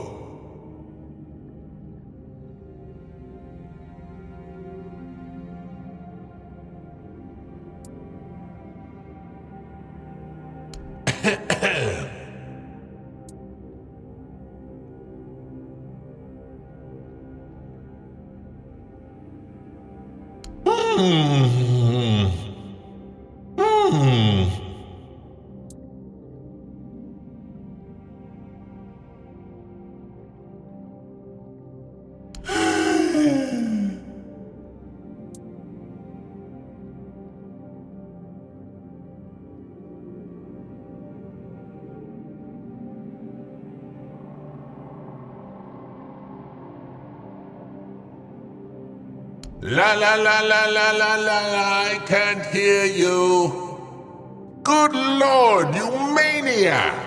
What is your problem? I'm just a door, not a priest or whatever. Take that kind of thing elsewhere.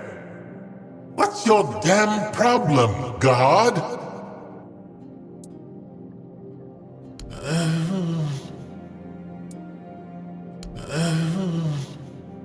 What's there to say?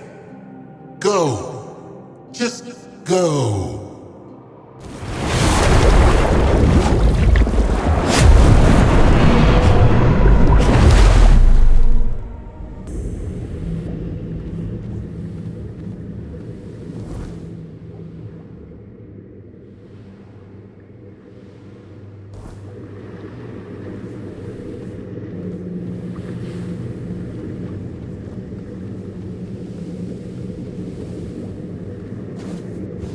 A mortal? All the way down here? Oh, has the sea finally answered my prayers and sent me a savior? No, of course not. Don't say that. I don't share my kind's proclivity for human flesh. I find it quite revolting, to be honest. You have nothing to fear from me, I swear. My name is Enfys. A part of me is being held captive by a vicious scourge of the sea known as Charmer Glynn. His reach is wide, and his crew is large. He stole it. He stole my heart, and he decided to keep it for some nefarious reason. And as long as he holds it, I am at his mercy. Just a piece of it. That's enough. I wasn't always this monster. I was once just a human girl. A girl who was betrayed by the one she loved. In despair, I threw myself into the sea. But instead of letting me rest, it gave me this life. This half-existence. Neither human nor Morgan. Without the remaining piece of my heart, I am nothing. I told you, didn't I? He stole it! Filled it with empty words and false promises. And then he broke it into pieces. The rest is scattered into the sea, lost forever, just as I had hoped to be. But one piece he still keeps, and it haunts me. He haunts me. He's like poison flowing in my very veins. To my shame, yes, but it doesn't matter anymore. The past is the past. I only want to be free of him, once and for all. He's hurt me enough. He doesn't get to keep hurting me. Not anymore. Asking? He's a scoundrel and a rake, and I never want to see him again.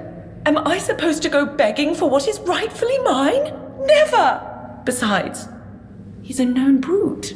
He'd probably just kill me the moment he saw me. Will you? Truly? Oh, thank you, thank you! I promise you won't regret it. Glyn has treasure in abundance. You can take whatever you like from his hoard. It would serve him right to lose everything all at once, just as I have.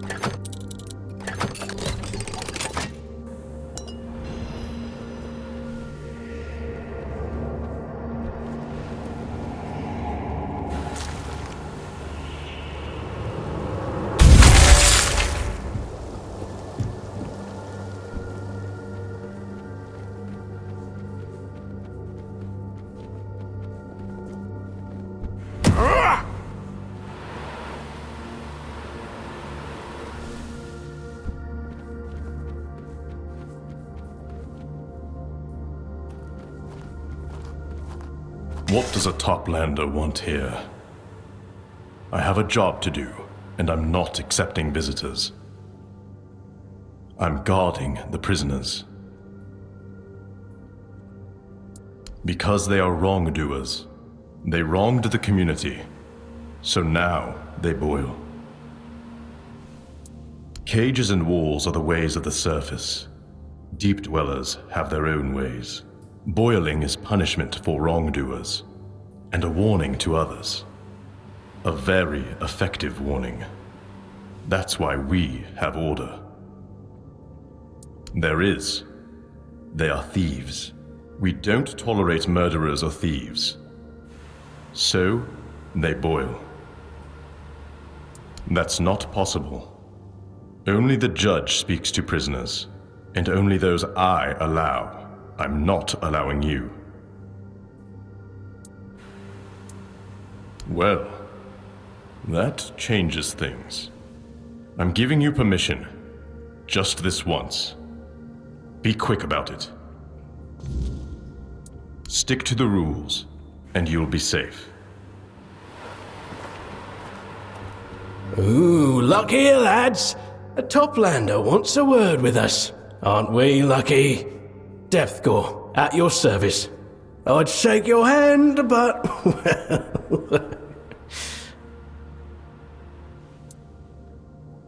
well, nothing, of course. Or, well, naivety. I thought we were dealing with a client, but he turned out to be Thalaran's man. Didn't even get the chance to make a coin off it. And then that stickler Branth shows up and says we stole his egg. But it's not true. No, we never do something that stupid. Who even needs one of those eggs? You can only hatch them in the Ulcerate. Stealing one doesn't even make sense.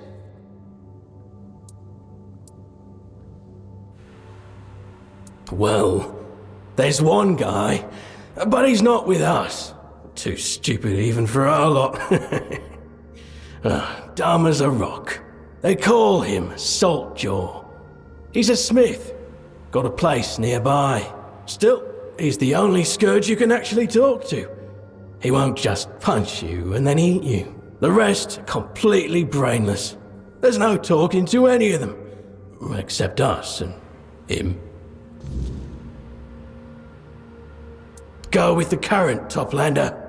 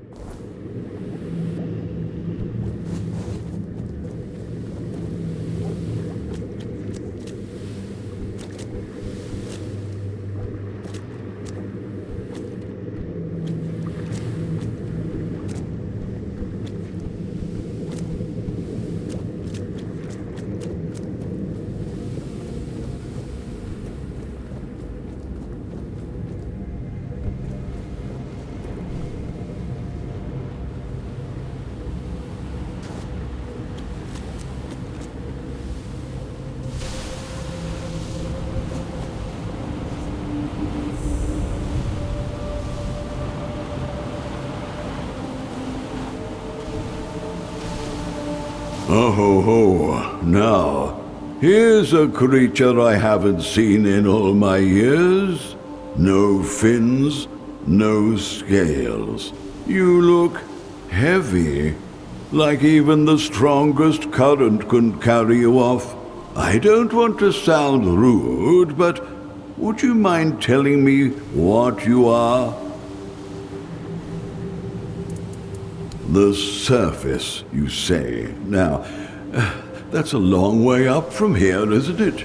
Too far for these old bones to ever reach. Well, it's good that you made the trip, eh? That way I can meet someone from the surface without moving an inch. They call your kind, Toplanders, yes? My name's Mo. It's awfully nice to meet you. I live here. It's a nice place, peaceful. And when I've got time, I go listen to the rift. It calls to me sometimes. Ha! I know what you're thinking. Ah, that old reef-bound must be going soft in the head in his old age. But I'm not. I swear it's true. You can see for yourself, or rather, hear. Well, I'm not stopping you. I hope you catch it singing. It's well worth it. Just don't fall in.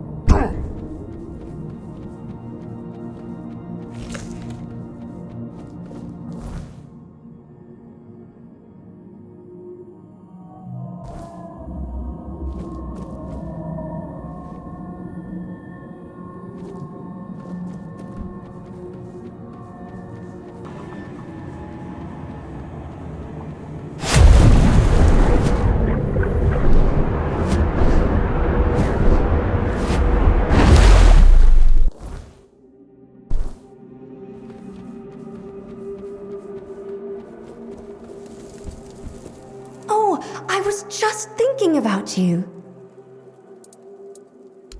Yes! So, this one was a bit tricky. I found a sealed container in a shipwreck, so I decided to look inside, right? And there was this. It has such an odd crystalline texture, but the golden color is so beautiful. I once heard a Morgan complain that the surface is too bright because of the, sun? So, I deduced that this must be the light of the sun itself, spun into crystals. Am I right?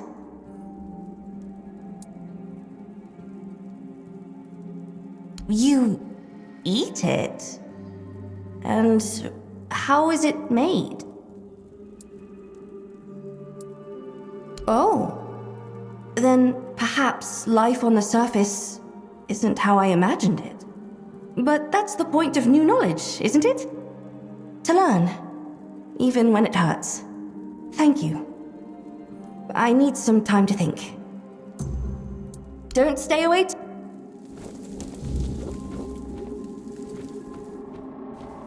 This one greets.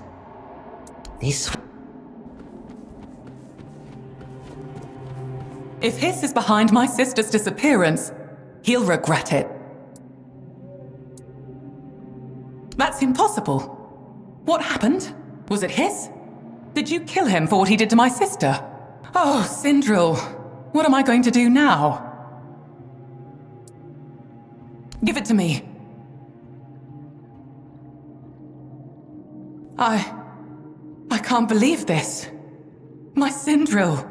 Did she really hate me that much? Why didn't she ever say anything? It was just talk. She didn't mean it. We love each other. But now that you've told me, I know it's true. She tried to tell me. More than once.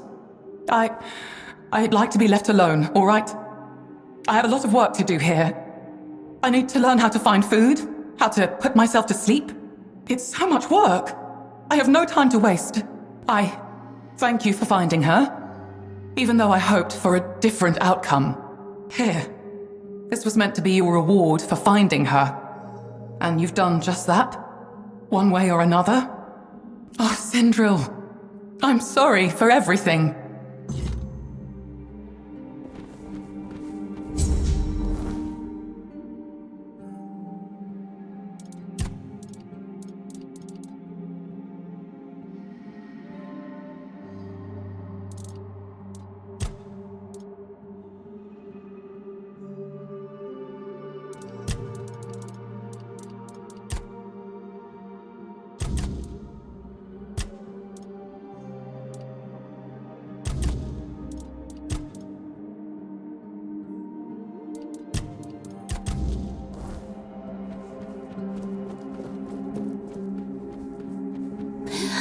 Will you grow scales, do you think?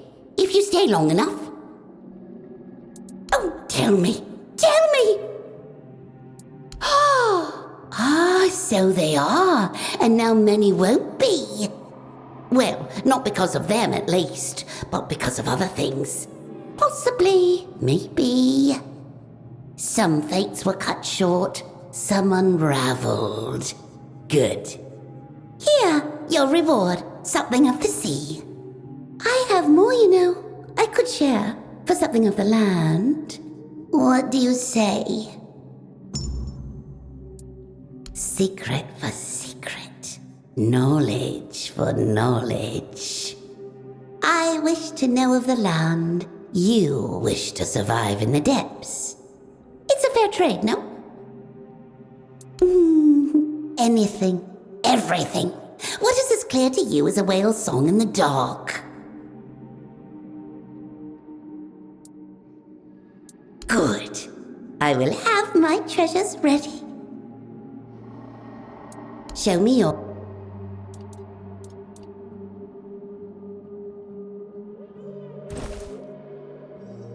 Don't let the current snatch you!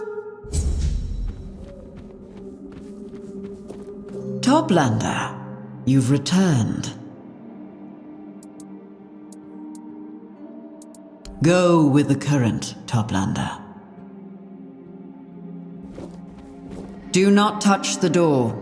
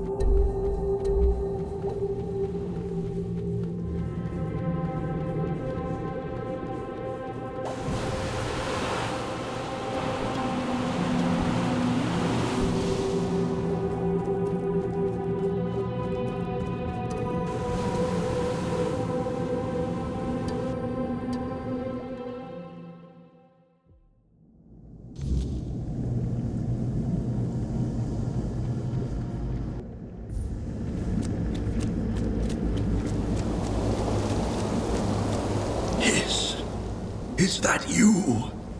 I've been waiting for you. I'm hungry, my friend. I listened for your steps. I missed your company. So, I wasn't a good friend after all. He sends strangers to feed me, revealing my hiding place. Why, Hiss? How much more knowledge do you need before you value me again? Or have you come to kill me, to poison me, so I won't bother him anymore?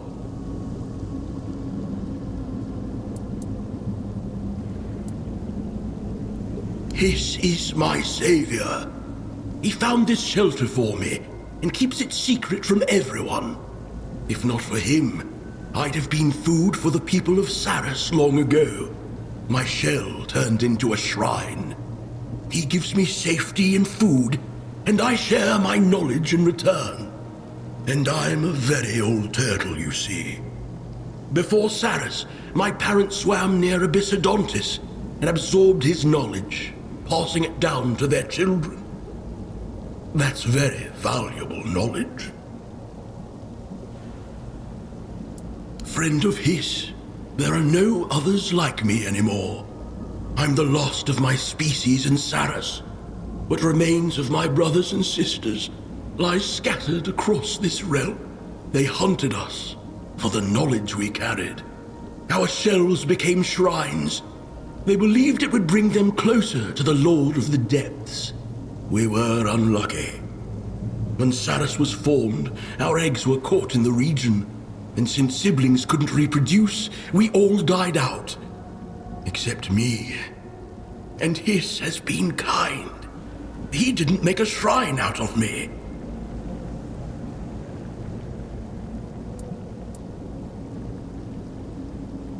He gave me shelter and food. What more could an exile like me wish for? If I leave, I'll die. They'll hunt me down the moment I step outside. No, I can't disappoint Hiss. I don't want to make him angry. Sometimes when he's upset, he stops being kind. No amount of knowledge can calm him then. Sometimes he's gone for a long time, and I starve. No, I'm not leaving. That would mean certain death.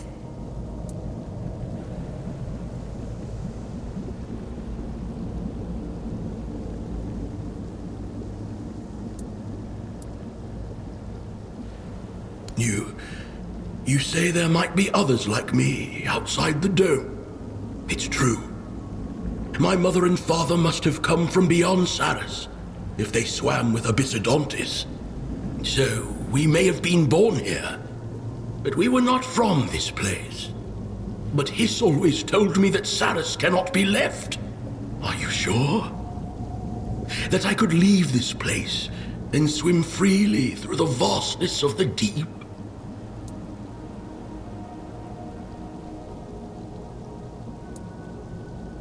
And you, friend of his. Give him my respects, and thank you for the seaweed.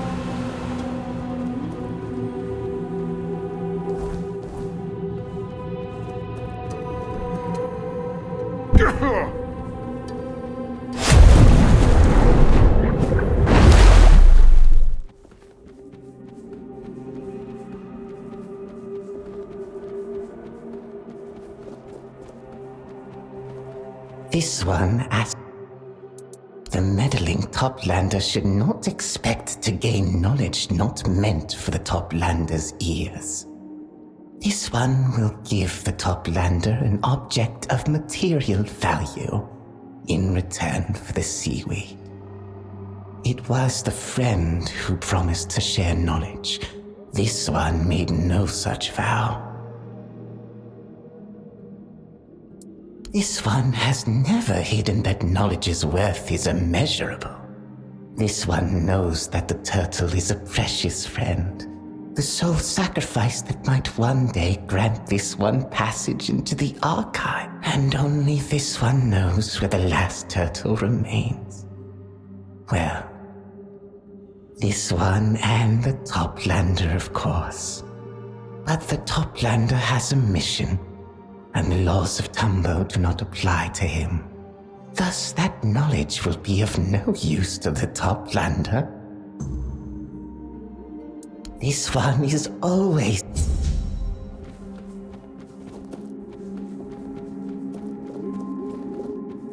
Toplander. Go. Do not...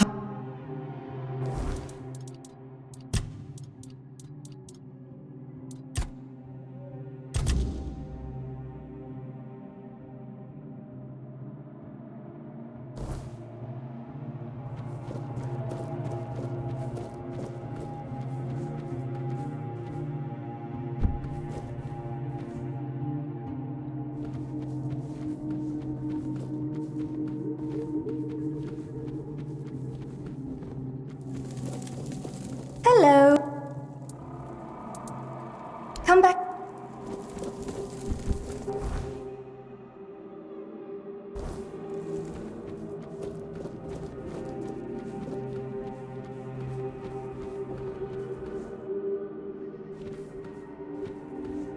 The Toplander.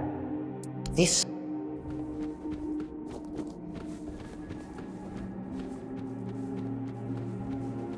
You don't have to talk.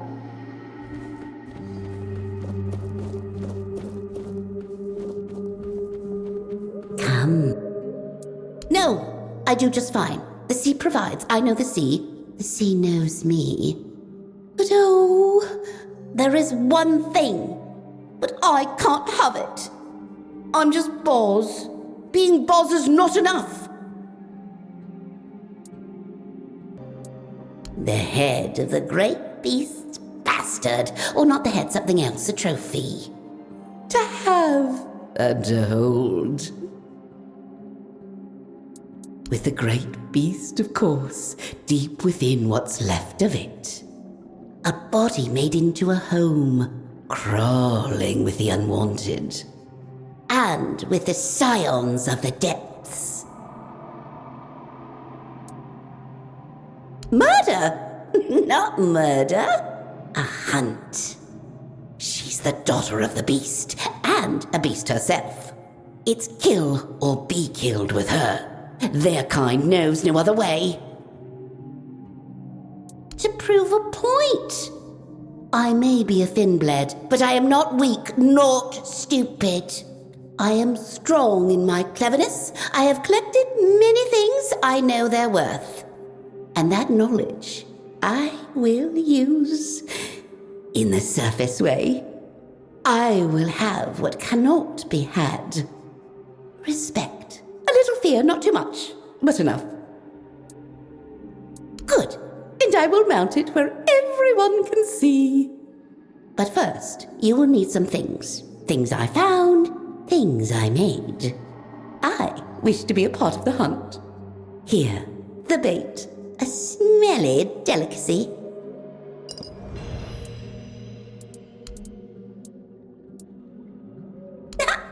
That makes my scales prickle with excitement. Thank you for your knowledge, Toplander. I need to put it away. See that it sits neatly. Come back later, when I have room for more. Try not to get...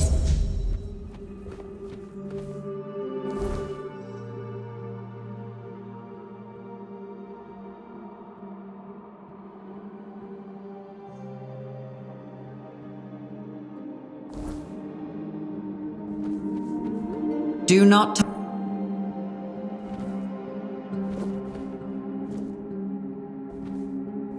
What is... It's a peaceful village. They all share it.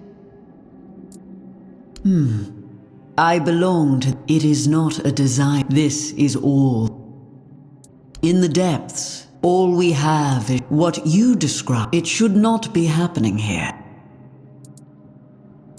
Go.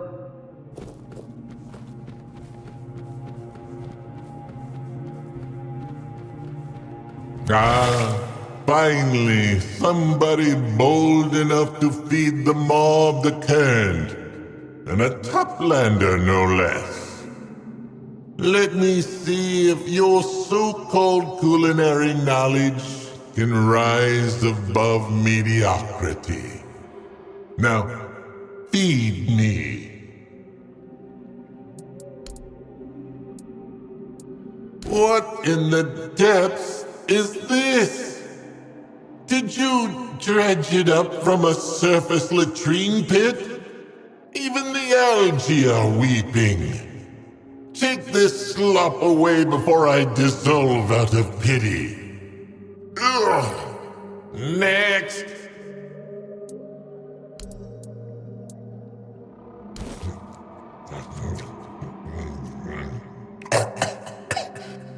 Oh! By the cold heart of the depths, you have not! This tastes like betrayal wrapped in seaweed. Enough! Spare me this culinary torture!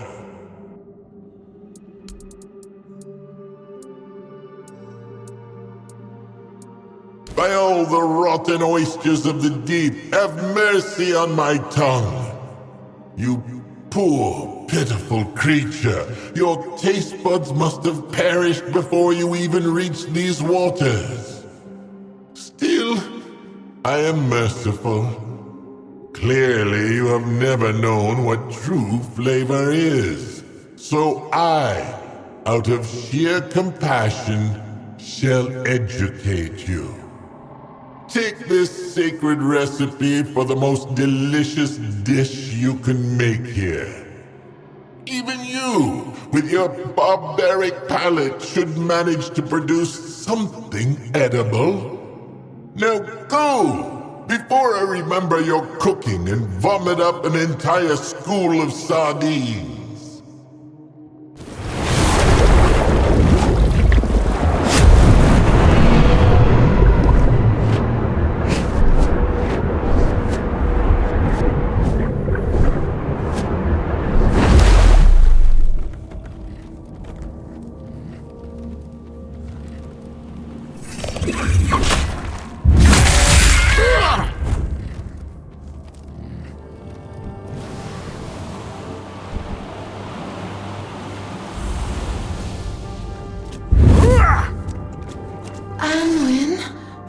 Anwin, my love, is that you? I've waited so long. Have you finally come to me? Oh, my Anwin, there's no need to be shy, my sweet. You're the one I've loved The one I've longed for. I could wait an eternity for even one look from you. And now that you're here, it feels like a dream.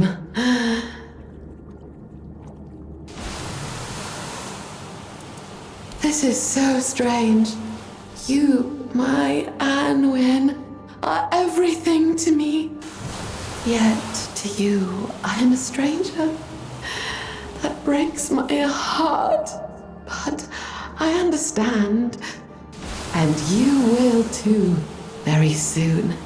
That I promise. Just please, give me a chance to prove my feelings are true. I've prepared a gift. You give gifts to those you love, don't you?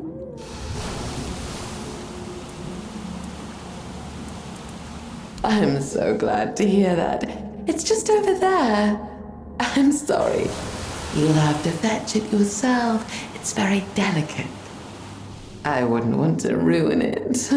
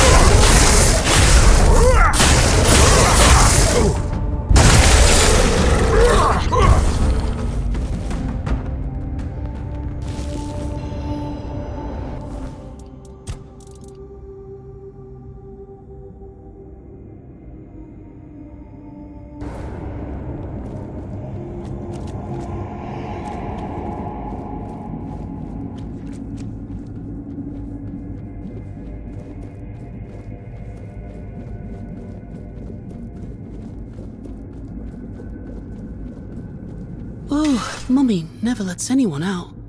Was it because of how weird you look?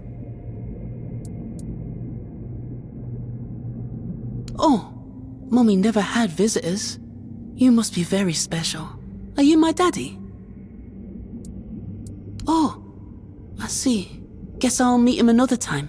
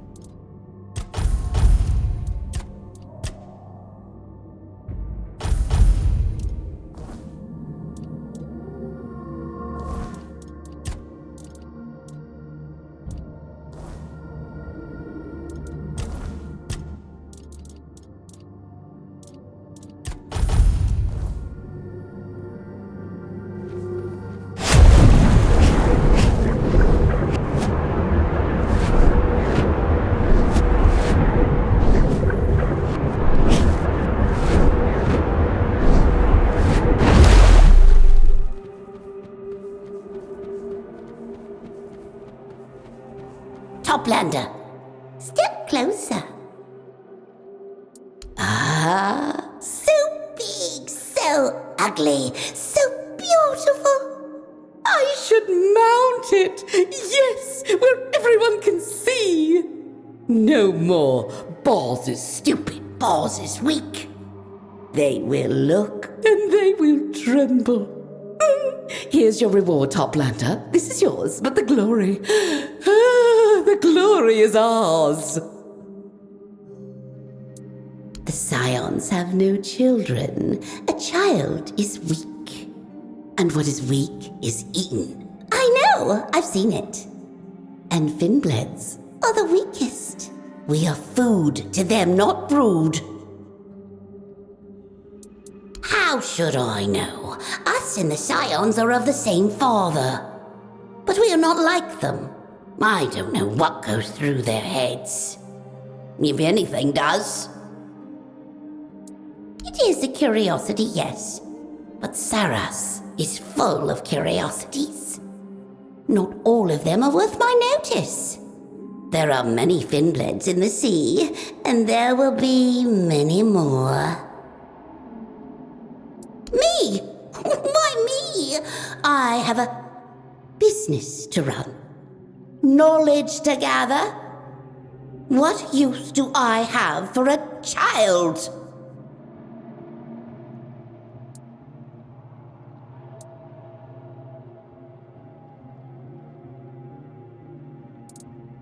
Oh, you're right.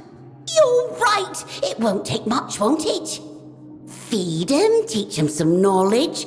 My child won't be stupid. Never threaten to eat him easy. Better than a Scion. We'll show them. A Finnbled doing what a Scion never could. Don't let the current snatch you. What is it, Toplander? Most of the villagers speak very highly of you, that is true. It is clear you have taken my words to heart. Yet, one of them has come to me accusing you of a crime against knowledge. That I cannot tell you. I am sworn to secrecy. I do not know your character well, Toplander. You might be prone to anger, thirsty for revenge. I would rather avoid senseless bloodshed. It is not an accusation to take lightly, Toplander. If proven, it warrants exile from our community. You are accused of being deliberately misleading when sharing your knowledge. No, not unless you prove your innocence. I am sorry, Toplander, but such is the law of this land. There is only one way to clear your name beyond any doubt. You need to stand before the barnacles speaking of lies. They will judge whether the accusation has merit, and their word cannot be contested. But beware, Toplander. Those whom the barnacles judge liars meet a tragic end. Good. I will await your return, Toplander. That is, if you make it back.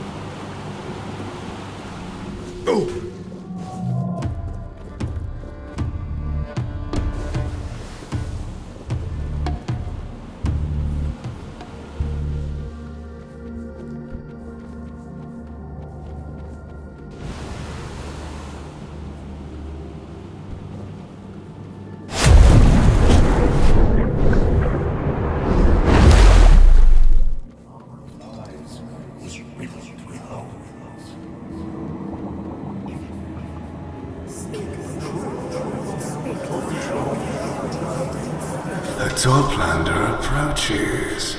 2 of them even. A big one, hidden inside a smaller one. How odd. How unusual. Have you come for judgment, Toplanders? Give us all your lies. And all your truths. We can tell which is which. Though you may not like what we say. We are the barnacles, speaking of lies. We know all the lies, the small ones. I didn't have time. Of course I remember. No, I don't mind. And the big ones. You're the only one that matters. Everything will be alright. It wasn't my fault. Your steps are heavy, weighted, weary, old. And you are full of lies. lies told to others, and many, oh so many, told to yourself. Too many lies for one small toplander. We have a piece of advice for you, big toplander. You can say them until your voice is hoarse, and the words taste like ashes of what they once were. Yet, they will never become truth. Oh, the Toplanders wish to know our credentials. How amusing. Very well. We come from the primordial depths. We emerged from a darkness so absolute it became luminous. We drank our knowledge from the bones of the world. We sucked them dry of all their gentlest matter until they rang hollow. They still do. Not that you can tell. And now we're here, ready for your judgment. Satisfied? Oh, that is very easy.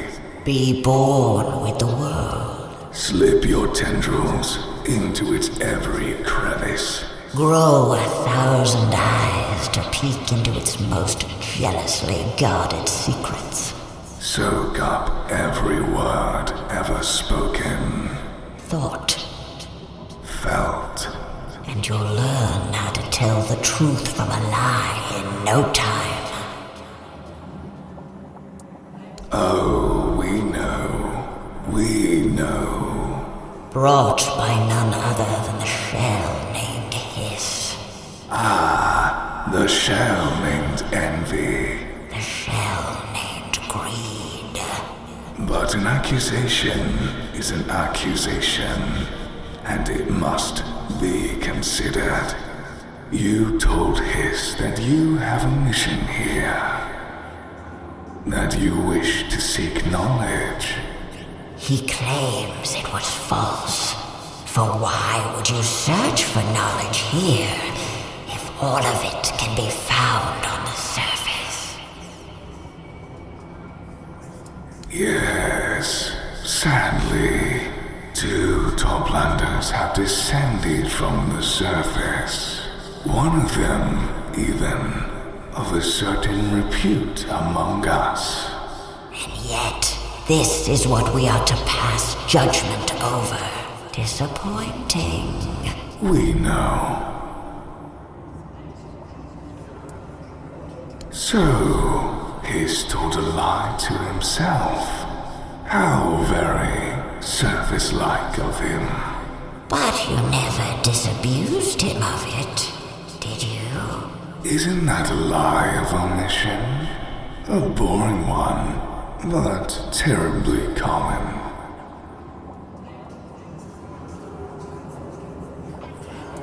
No, that only makes him arrogant. And a little bit foolish. Oh, what a pickle.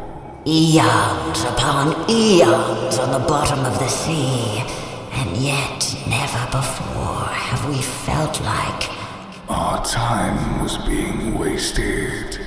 One conversation was all that was needed, not us. We will pass no judgment on this. You may walk freely. No need. Toplanders, no need. this is not the end, only an end. What goes up must come down, after all. You'd know something about that, wouldn't you, big Toplander? You who bury your truths down, down, down. Pesky little things. If only they stayed where you put them. But no, they crawl back up from their waterlogged graves, sink their claws into you, and try to drag you back down with them.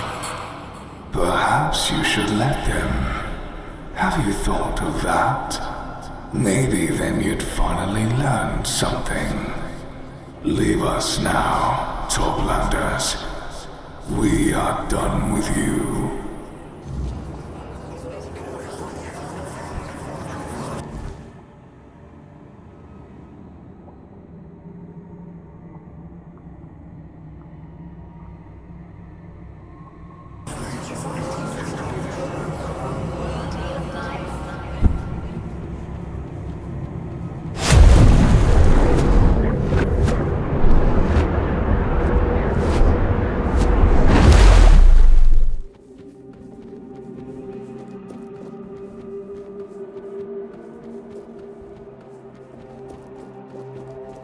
You spoke to the barnacles and came back in one piece.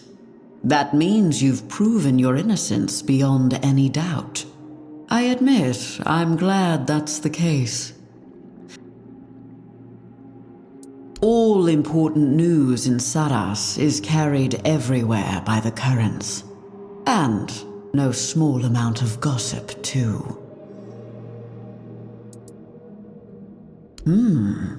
Thank you for your honesty, Toplander. The barnacles are the final jury in such matters. If they cannot pass judgment, your knowledge lies beyond even their understanding. If anything, that only strengthens my decision that you are worthy of entry. You may go in. The door will remain open to you, and only you. It is an honor I grant with a glad heart.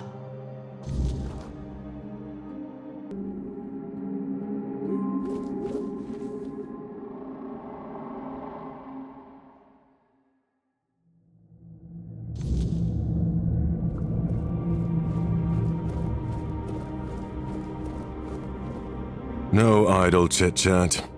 I know who you are, and I know what you wish me to do. But I cannot do it while the place I am bound to keep is sinking into chaos. All this is your doing, so let us skip the pleasantries. I have neither the time nor the wish for courtesy in these circumstances. Your assumption is accurate. First you help me, then you may ask, and I shall judge the outcome of your actions. Then and only then will you have my answer. That is my offer. Take it or leave here forever. Somebody needs to restore order to this place. And if it isn't you, the very cause of this disorder, then the responsibility will fall upon my shoulders. And I assure you, I won't have time to play the organ anytime soon after that.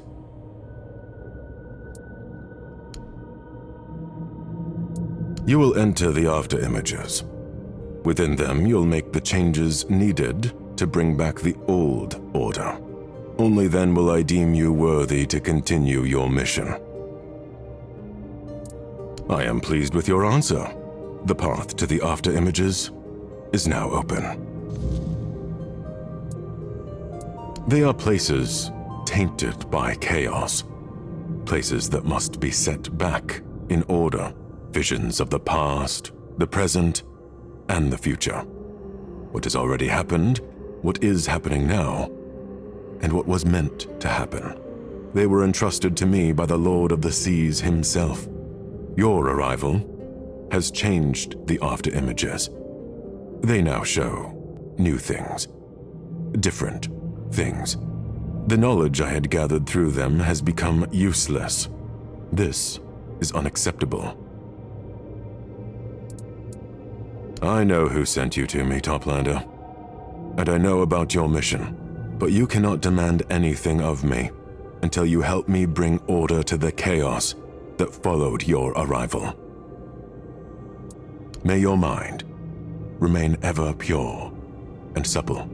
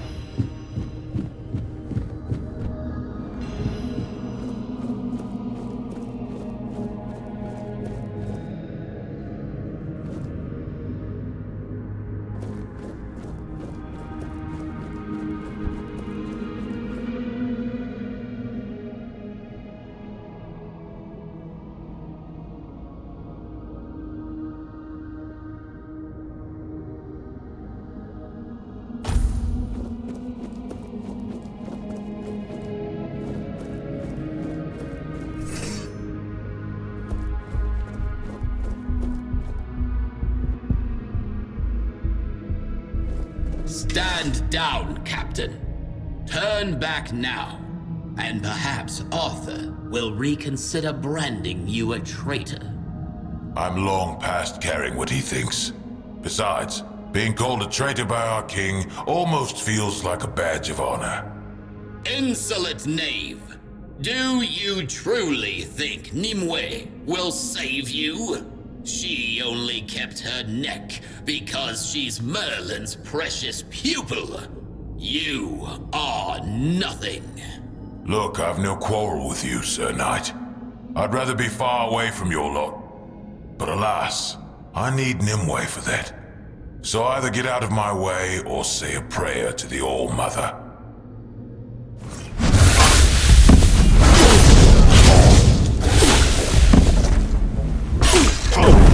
Traitors don't get mercy.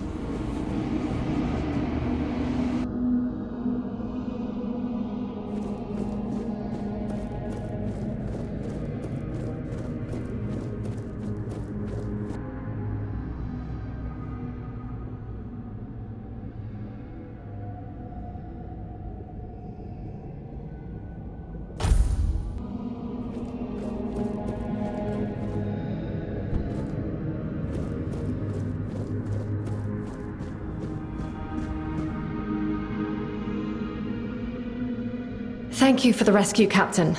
I won't ask if you understand the consequences. I'm not as foolish as your peers would like to believe. Since you've already stained your hands with the blood of the Knights of the Round Table, does that mean you've made your choice? Most of my peers were annihilated by those four-armed demons. At least the ones I give a damn about. Watching your quartermaster get ripped apart gives you perspective. A shitty bloody perspective, but a perspective nonetheless. It does, doesn't it? As for me, I've known nothing else. I don't remember my parents, but I remember the first Four Dweller I ever saw. I may have been born here, but Avalon never felt like home to me. We have to face facts. This war is futile, and it's only costing us more lives. It's time we went home. Our true home. The one we so recklessly abandoned. Recklessly, huh? Sometimes I forget your lot doesn't remember the Red Death. Doesn't even know it, really. The Red Death... Let me finish, before you say something stupid that makes me toss you back into that cell. I'm talking about perspective, the way I see it. Coming to Avalon, we traded one hell for another. But the one before? At least it was ours. Avalon isn't, and I doubt it ever will be. Then you'll help us. You'll command the fleet again. Aye, I will. Steering the ships back to the homelands won't be easy, but people say you're powerful enough to make it happen. I don't want to die in this wretched, miserable land, cursed by an enemy that will never stop hating us. You won't, Captain. I swear it. I'll see to it we all live to see the shores of the homelands, whether for the first time, or once again. You shouldn't promise things like that. Now I'll have to hold you to it. Still, you've got me. I'll do everything I can to make sure you deliver.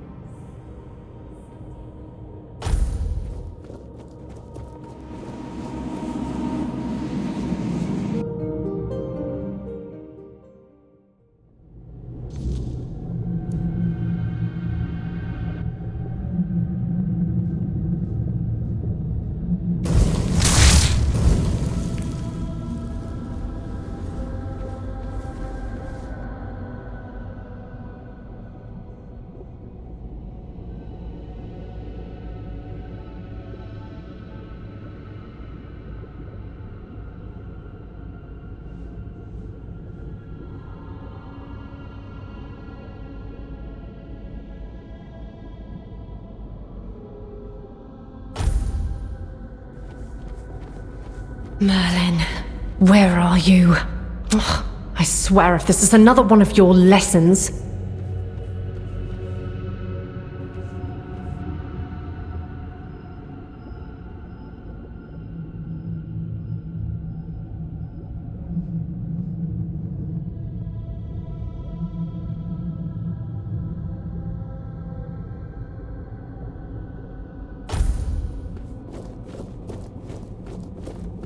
Merlin, I don't have time for your games!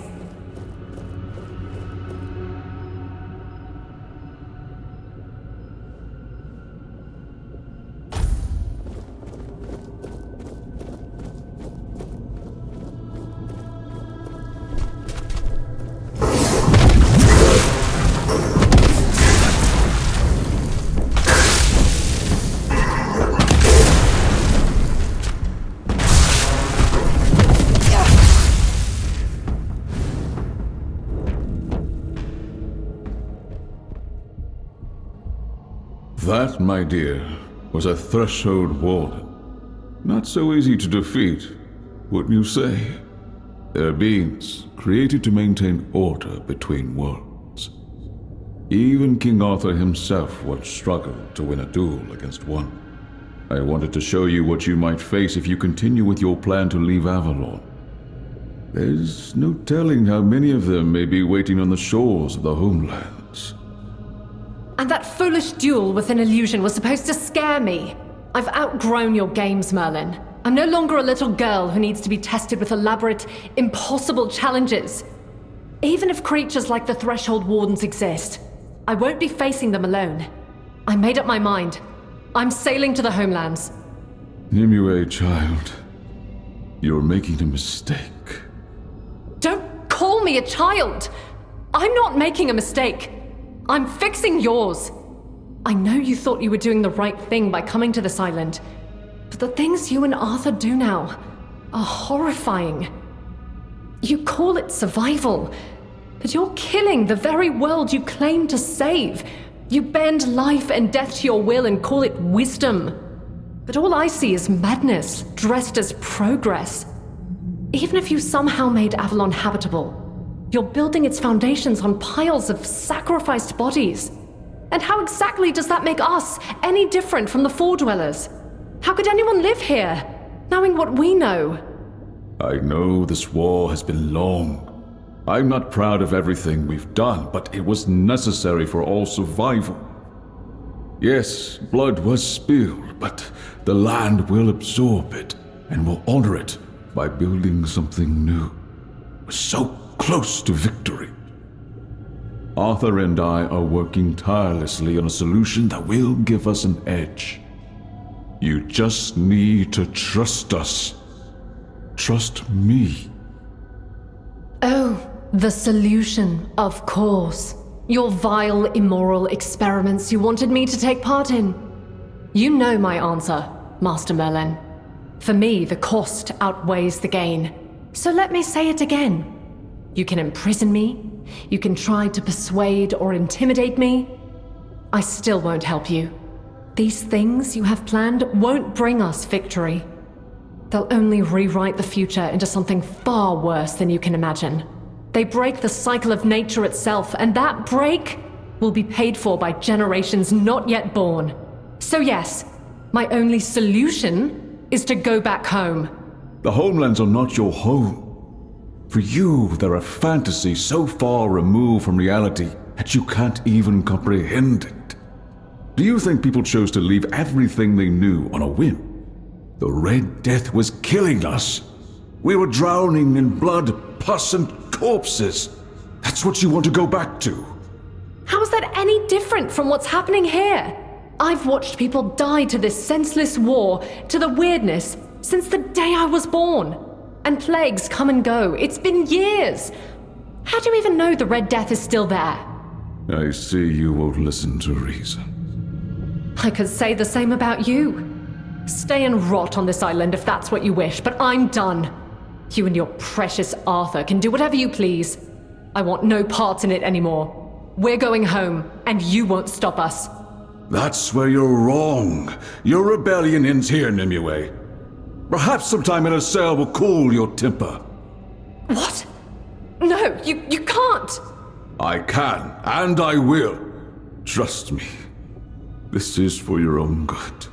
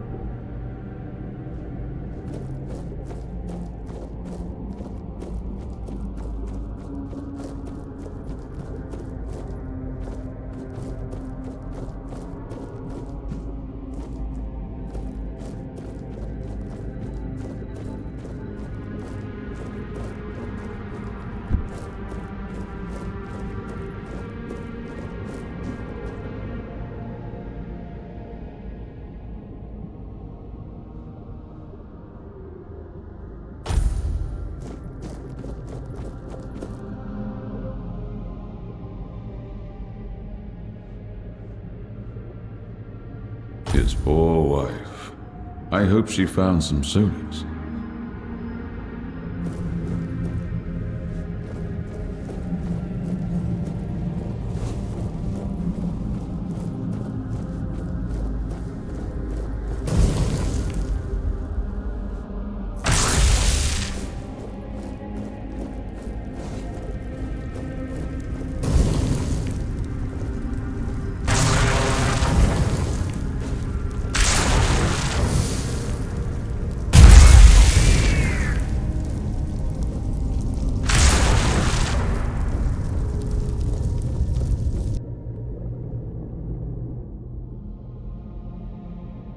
Fools!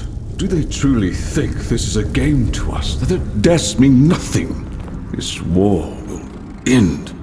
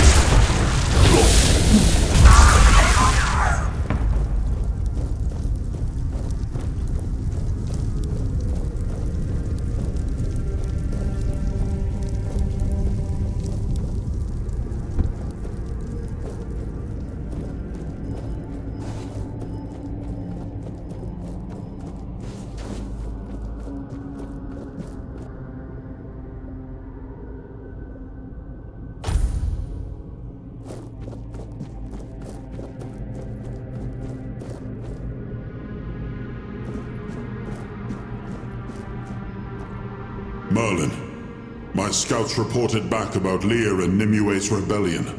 They're trying to sabotage the iron shipments from the Forlorn Swords. They say their demand is that Sarras and the other ships be allowed to sail away from Avalon. Are they out of their minds? How can they be so oblivious to the dangers we left in the homelands? I held children dying of the Red Death in my arms. I watched them go stiff and cold. And then I myself carried them to the pyres. The homelands are ruined, poisoned. A graveyard soaked in the blood of those we had to leave behind. And they want to go back and weaken our forces in the process. My king, I agree. This is suicide. The homeland's not a place to return to. They're a tomb. And yet, Nimue, Lear, and the other rebels refuse to see reason. On that we agree. I've had enough of ordering men to die. But if they choose to go, I'll let them. Let them choose their fate. Let them swim that sea for what it is. If they refuse to believe the danger, let them learn it on their own skin. I'm tired, Merlin. Tired of proving to everyone that we have no home to return to. Nimue is young, full of dangerous hope. She can be guided, tempered. They can all be kept here and given purpose. There must be another way. A better way than simply letting them die for daring to hold their own opinions in the middle of a war. Another way? How many more have we lost while we wait for another way? I know what drives them. I've also looked into faces hollowed by hunger, smoke, and fever. And I know what Nimue thinks of our efforts to keep Avalon safe for centuries to come. Yet if she can't see the reason behind all the sacrifices we made to make Avalon our home, if she cannot accept that war is never a clean affair, then perhaps it is best to let her die along with her idealistic views. If it costs me my peace, so be it. Give them Sarras. Give them 2 more ships. Send them off. Let them find out for themselves. You would send them to die just to prove there's no way back to the homelands? No. I'd make an example of them. They cannot defy our decisions and fight us. The real enemy is in front of us, not among us. That said, I will not be the king who stole their last act of defiance. And if they die in the process, that's their choice. My king, let me speak with her one more time. Do as you wish. She's your responsibility. You know my mind. Give them ships. Burn the rest. I have a war to finish. When Nimue and Captain Lear set sail for the homelands with the rebels, Merlin did the only thing he could to save them. Through a powerful spell, he sealed the entire fleet. Drawing on Nimue's magical potential as its source of power, flashes of light tore through the storm as the ships vanished beneath the raging sea, swallowed by the depths before anyone could understand what had happened. To the world, it looked like mass murder, a cruel punishment for desertion, but in truth, Merlin had saved them, allowing Sarras to become its own kingdom, far from the weirdness and the dangers of Avalon.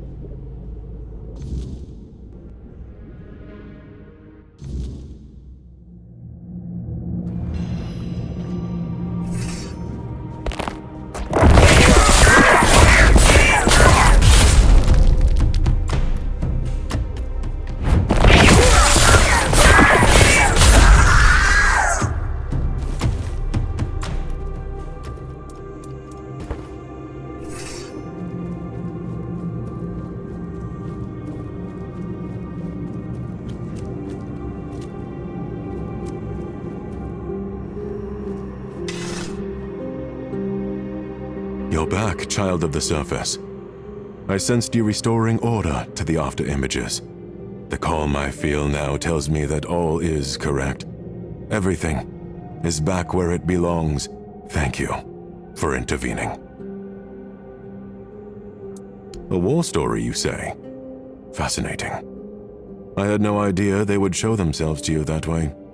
I have no access to the contents of an after-image once it has changed, so I cannot say what you are shown. I can sense the after-images as if they were parts of my own body.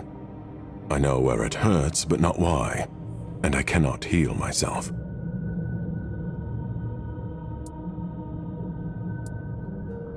I trusted it wouldn't happen, and here you are, safe and sound before me. I didn't know exactly what cleaning up the after-images would entail. Never before had they been in such disarray. Therefore, I assumed the one whose arrival caused those changes would also be able to restore the old order. Yes, I will honor Josephus's request. Now that the after-images are in order, I can leave my post. The melody of the organ will sound again, and Captain Lear will wake. I only hope you know what that entails.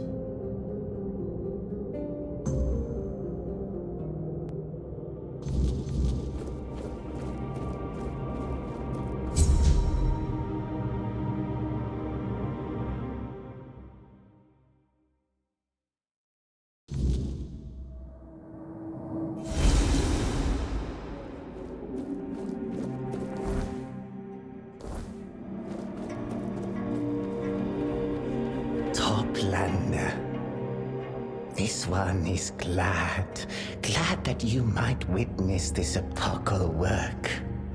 The folk of Tumbo departed into the bosom of the Lord of the Depths, and this one absorbed their knowledge. So much knowledge.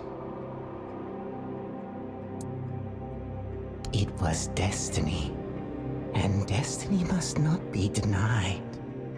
Had this one not carried out the slaughter, some other gatherer of knowledge would have done so. Only one who has amassed sufficiently great knowledge may attempt to seize it from others. This one was ready to submit to the trial.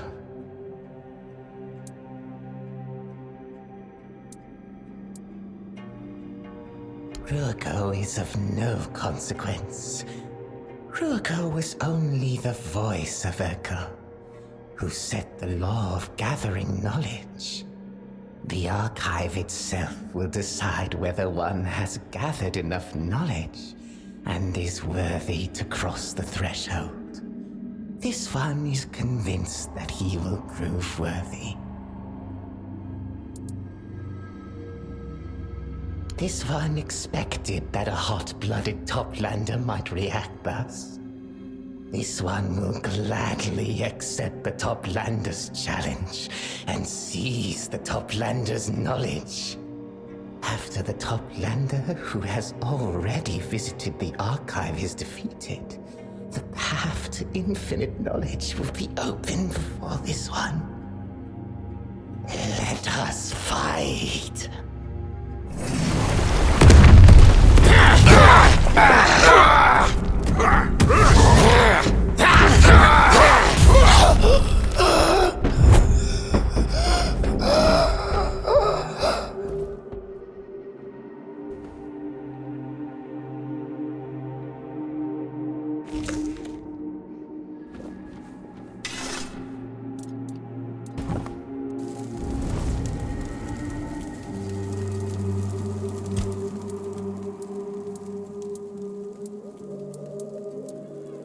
As different as they are, there's a great deal of humanity in them, although some of it ugly. Pettiness, selfishness, arrogance.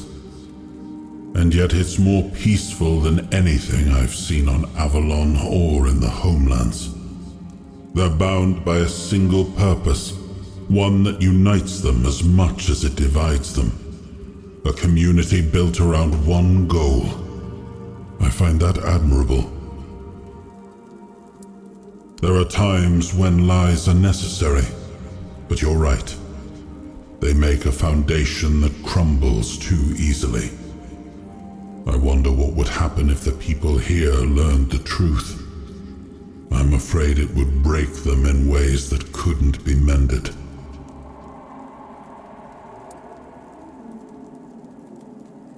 Your faith in people is admirable, my friend, if a tad naive. And yet I wish what you're saying could be true. I'm tired of looking at ruins. We have to hope something better can be built on them.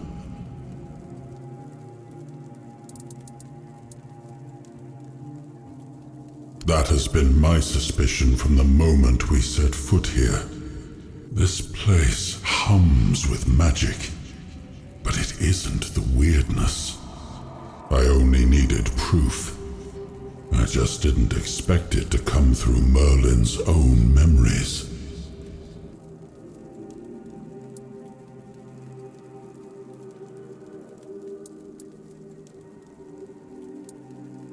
He did, just in his own way.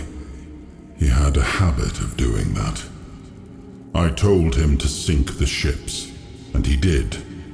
But he also saved Nimue and the rebels because he wished to. And if that act gave rise to this whole kingdom around us, well, perhaps it turned out for the best, for Sarras and its people.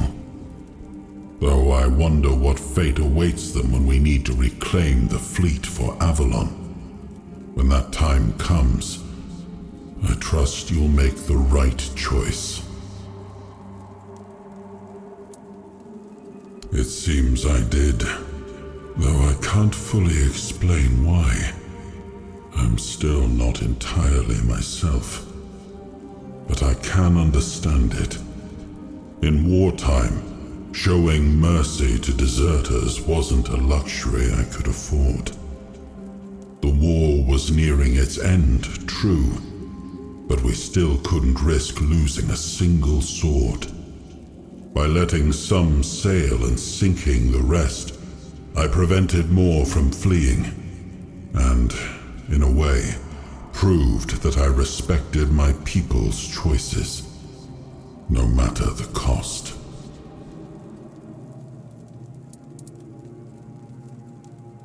Shell named Hiss never inspired my trust, but to suspect him of plotting the death of his own kind... No one could have foreseen that. I know Tumbo followed laws that we, as surface dwellers, could never fully understand. But mass murder in the name of knowledge?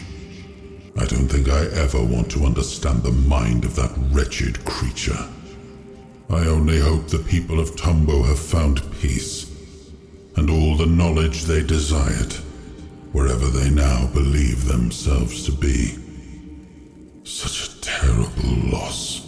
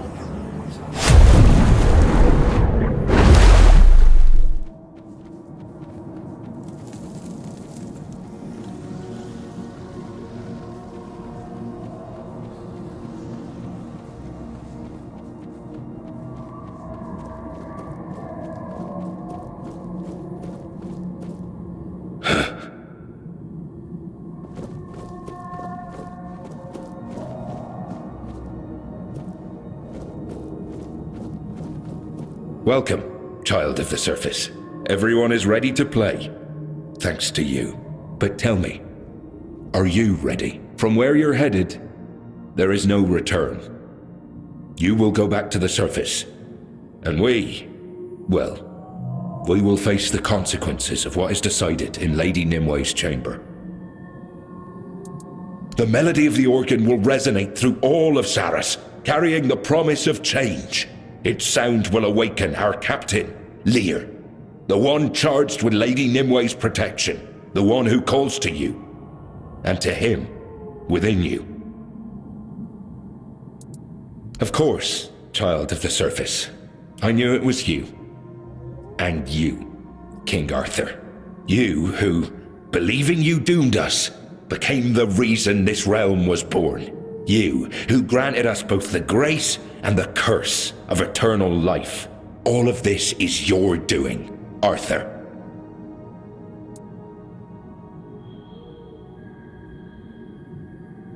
You will learn in time. Perhaps we'll meet again.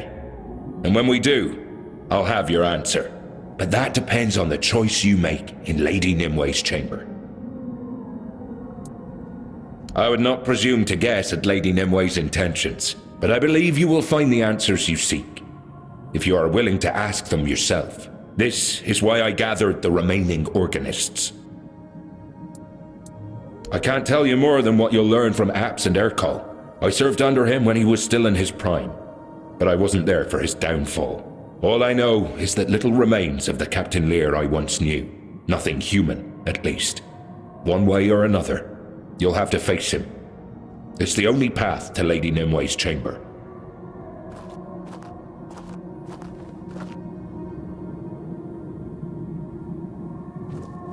What is it you seek, child of the surface? I prefer for us to begin our performance soon. The longer you linger in Sarras, the stronger your presence disturbs my archive, and they will start to react to it. Of course I do. I am the keeper of the archive for a reason. But it's something I could tell you even without that knowledge, because I know the one you are about to face. You will meet Captain Lear, and if fortune favors you, perhaps even Lady Nimue. Although I wouldn't count on that. Their fates are bound together. If you disturb that balance, things will change. And you already know how I feel about change. Because their minds never reach beyond Sarras itself. Mine does. It spans the entire depths. To me, Sarras is simply a harbor. A quiet place from which I may fulfill my duties. So I'm not keen on change, although I sense that change has already begun, and I suspect it will be you who decides how far it goes. He's an exceptional warrior, and fiercely protective of Lady Nimue. I know you've seen much already, but the captain, well, he's something else entirely. Lady Nimue made him fall asleep when his mind began to drift into dangerous waters, and the power he held threatened all life in Sarras. And now you mean to wake him up? If he refuses to let you pass, and I expect he will, you'd best be prepared for a fight. Perhaps the hardest one you'll ever face. What should happen? It will remain in one form or another. Down here, life adapts far better than it ever could on the surface. Whatever comes, its people will endure. So, I suggest you waste no more time. Go to Lear and Nimue. No matter what you decide, the change has already begun.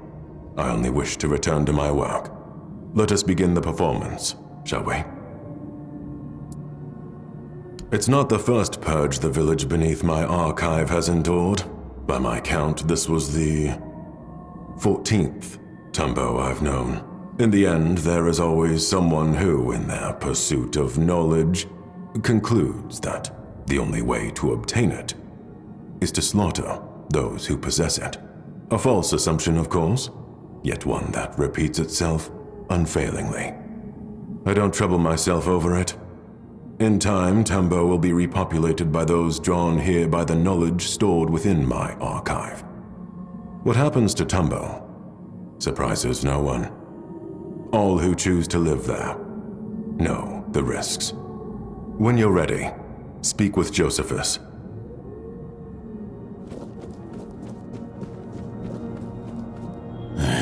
Ready to get this over with? I have to get back to my duties. You wouldn't believe the bloody carnage a few scions can wreak if they're left unattended. Why, excuse you, I used to be the best musician among sailors and the best sailor among musicians. I've always had a knack for instruments. I even knew how to play the harp. I like to think it was because my mother went off with some bard. Not that she ever told me.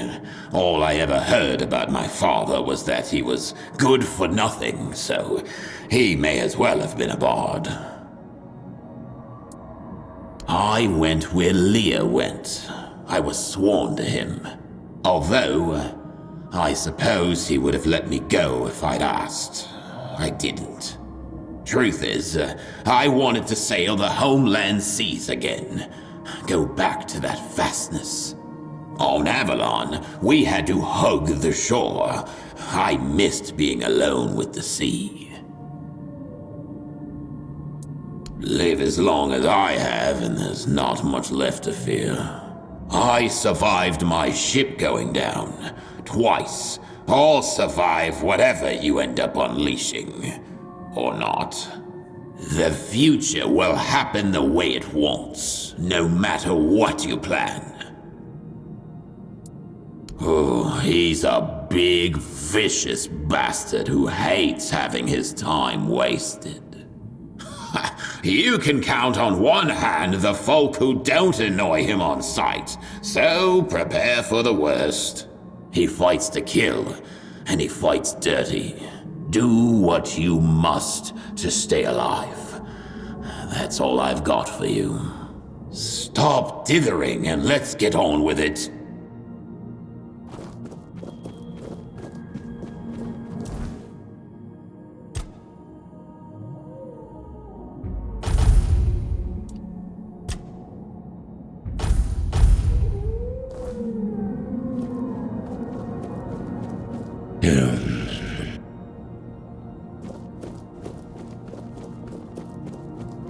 So, shall we begin?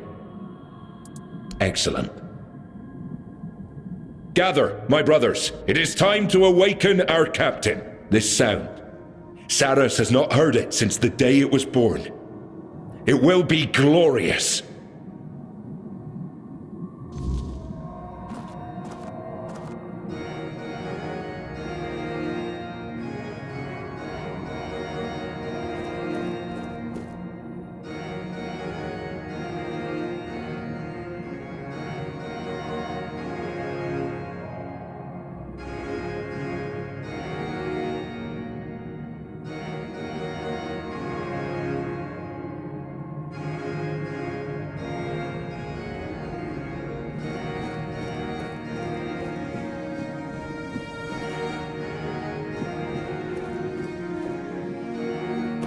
Stop dawdling. Go finish what you started, so we can all forget about each other again.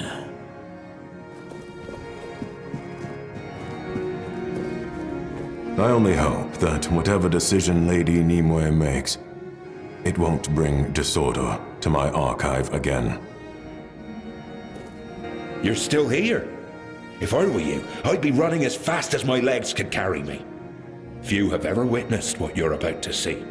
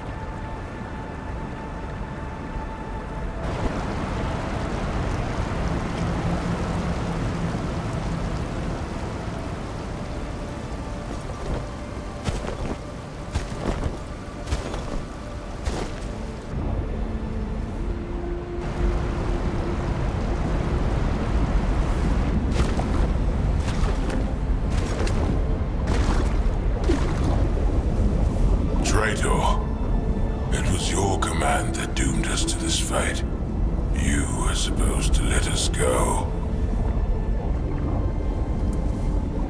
And for that, I should thank you. Sarras is no blessing. It is a curse. You saw what became of my entire crew. Before we made Sarras our home, we drowned it in blood. We fled one war, only to fight another. We helped conquer Avalon, only to be forced to fight again for our existence. That is not what we wanted when we left those shores.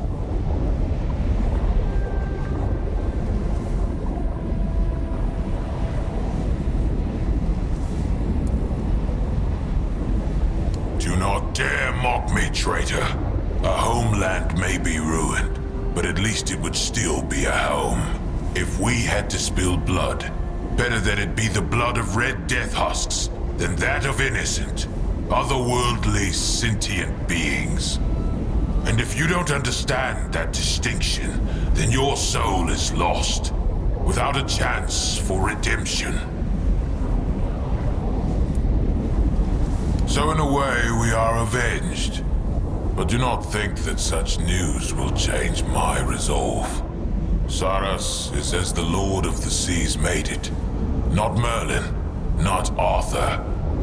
Glory to Lady Nimue and her endless wisdom for allowing me to fall into slumber. Were it not for her, I would have convinced the twins to release me to the surface centuries ago. And there I would have found you, Arthur, the traitor.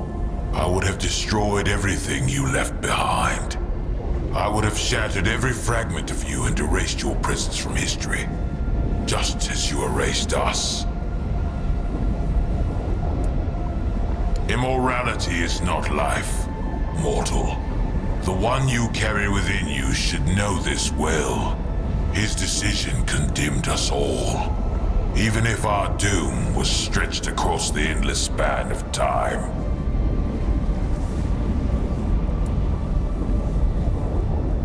A traitor shielding another traitor. What difference does it make who gave the order? And what kind of king is he, who knows not what his servants do? I can feel that traitor stench upon you.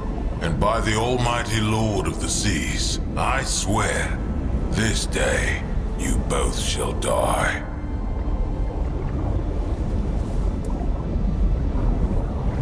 I despise your pity. I care nothing for what Merlin desired. If the will of the Lord of the Seas had bound us, I would hate him too. But I know this. Of all the great figures in Sarras history, he alone wished us well. Gladly I offer your souls to the glory of the Lord, and your flesh to the dwellers of this realm.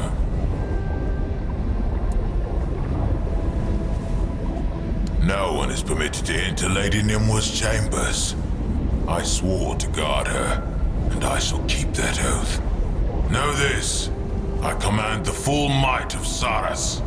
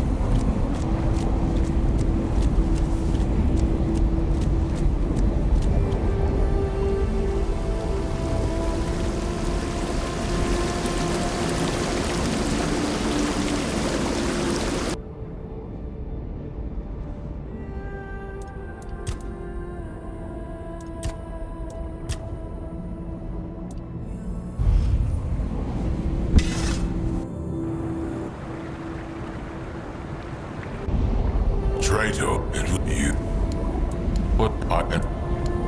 No.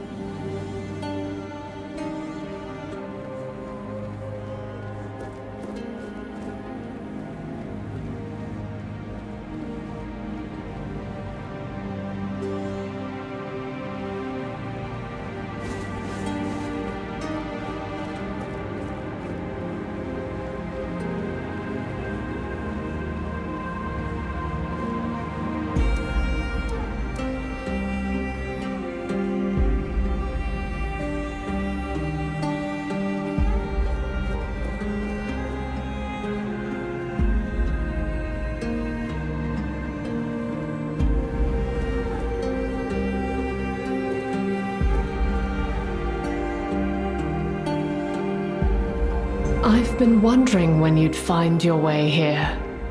Your presence has rippled through all of Sarras.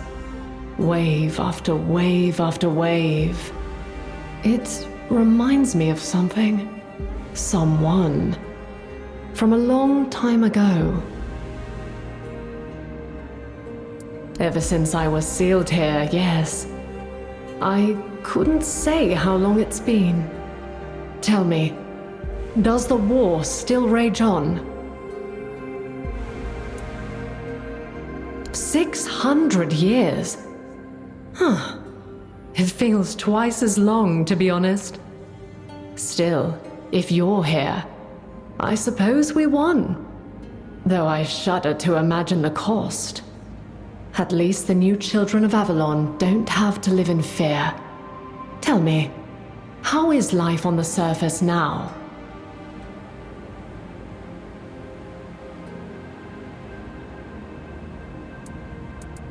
That brings me no joy.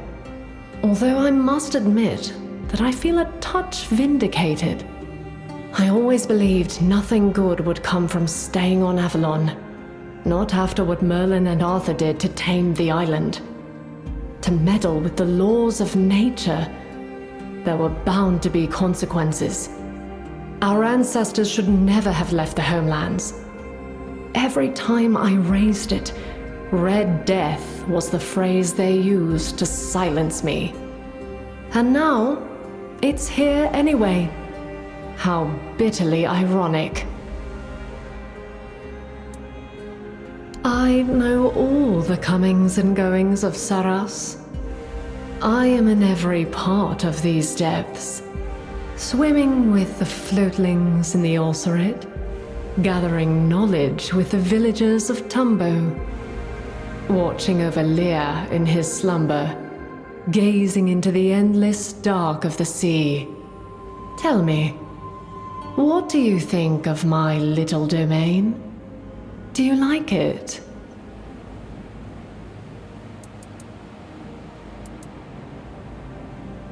That I'm not glad to hear.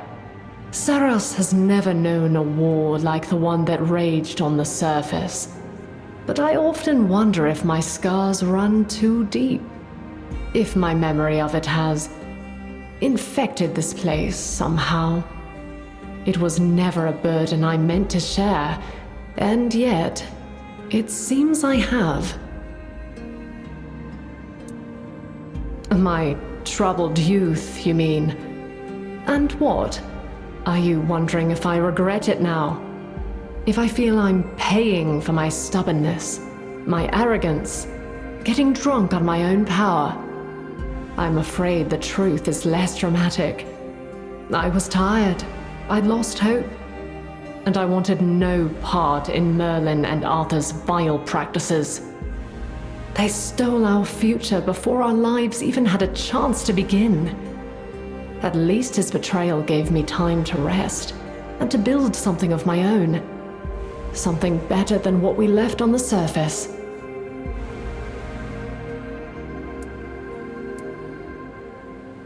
Save me? What do you mean?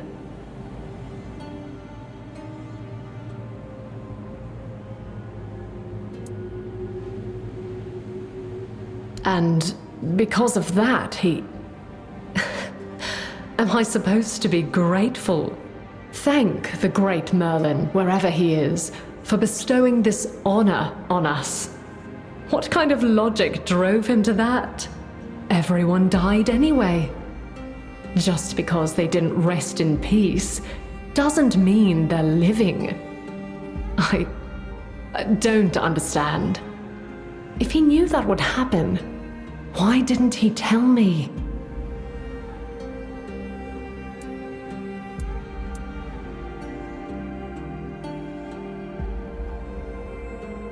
That I can believe. Merlin never had qualms about doing terrible things for the people he loved. I prayed he would spare me that fate, spare me the consequences of his love. That's why I tried so hard to be strong, stronger even than him. It was one of the reasons I wanted to run. All my life, I lost and lost and lost. It never ended. I was used to it. But I never wanted him to lose even more of himself because of me. Gods, I'm tired of this argument, even after all these years. Merlin said I was too young, that I didn't know the world. And he was right. Of course I didn't. How could I? My world was burning, and I had no hope it would ever stop. I'd had enough suffering, and he wanted me to add to it by lending my power to his abhorrent ideas. He didn't care about the future, only about finding a way to win the war. Did he succeed in the long run? Or has history proven that I was right all along? Aren't you here because the world is on the brink of collapse? It's easy to judge with hindsight. I had no such luxury. History does love its circles, I see. Far be it from me to begrudge anyone wanting to leave these miserable shores, but You do know the fleet is bound to me, don't you? You're asking for my life. And for Sarras to fall.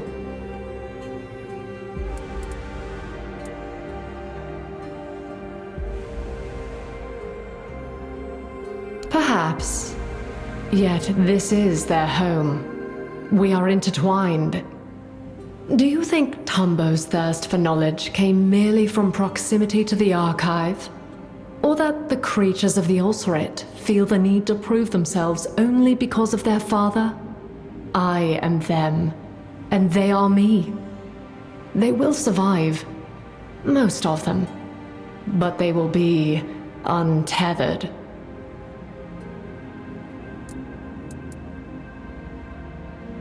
It was. The circumstances are different now. What happens on the surface matters little to me. I have my own domain to tend to. You don't pull your punches, do you? What I want doesn't really matter here. Sarras is bigger than me. But if you truly wish to know, I do not desire death. I'm at peace here already. Yet, I wouldn't mind it either. As you said, I've been alive for a long time. If it were only about me, I wouldn't care either way. But it isn't.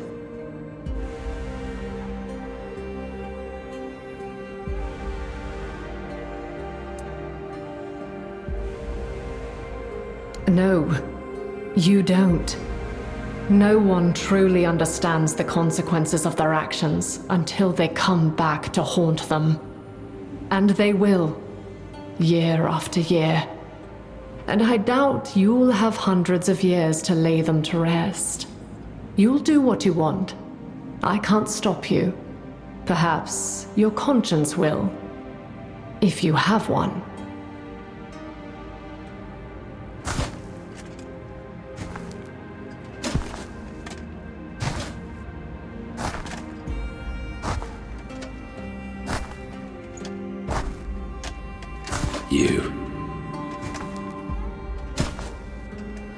You had the cheek to disturb my lady.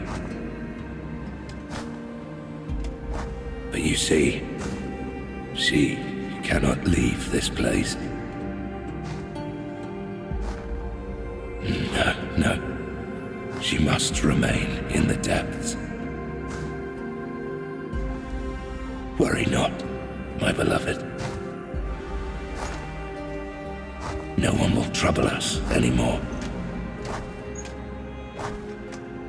With you, I shall drown forever.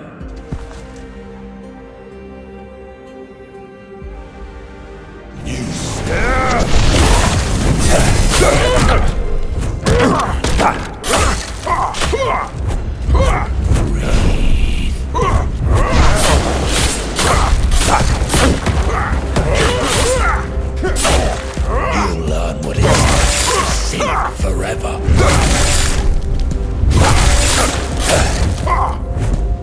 My beloved,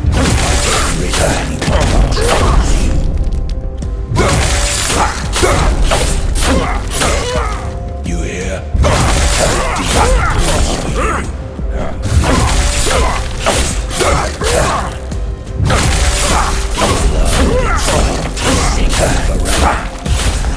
Being set free into the vast sea was, at first, not easy for the denizens of Sarras.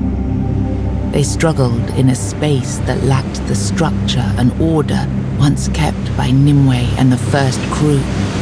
In time, however, they grew used to their newfound freedom and spread far and wide, slowly forgetting the place of their origin.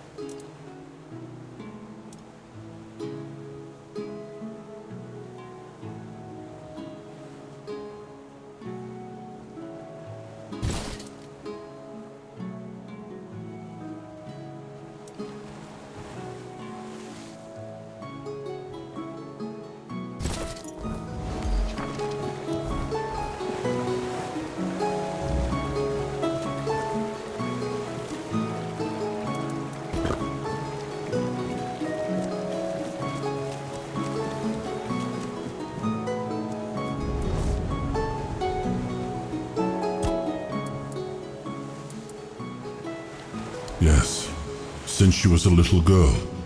Merlin took her in after she lost her parents. He told me she had immense potential, even at a very young age. She learned quickly, so Merlin always kept her close.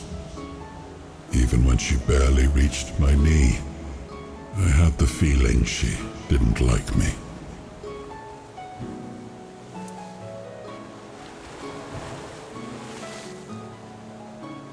Why would it? I condemned her actions during the war, but I never bore a personal grudge against her. She seems content with her existence and the small realm she commands, although I wonder if your visit has made her feel its fragility. Sparing her is what Merlin would have wanted. My only concern is that the fleet remains sealed, denying us a useful asset. Indeed, and I stand by my decision.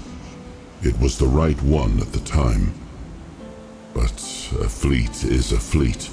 Having it back might have proven advantageous. There is no point in dwelling on settled matters. Let us move on. We still have much to do. I think she blamed me for Merlin's descent into increasingly questionable methods. She idolized him and, like any daughter, wanted him to be without fault. It was easier to blame my influence than face the fact that Merlin had never been who she believed him to be. What else could I have done? She ignited a rebellion against her king, and in a time of war. Treason remains treason. The sentence would have been the same. I decided against a public execution, not only to keep her from becoming a martyr, but because I would not force my friend to watch me set a blade to the neck of the girl he called his daughter. Yes, sailing for the homelands was madness. On that I will not waver. Yet the urge was born from her hatred of Avalon, what it took from her and what it was becoming. She judged that the foundations we were laying were rotten. And after all I have seen, I must admit she may not have been entirely wrong.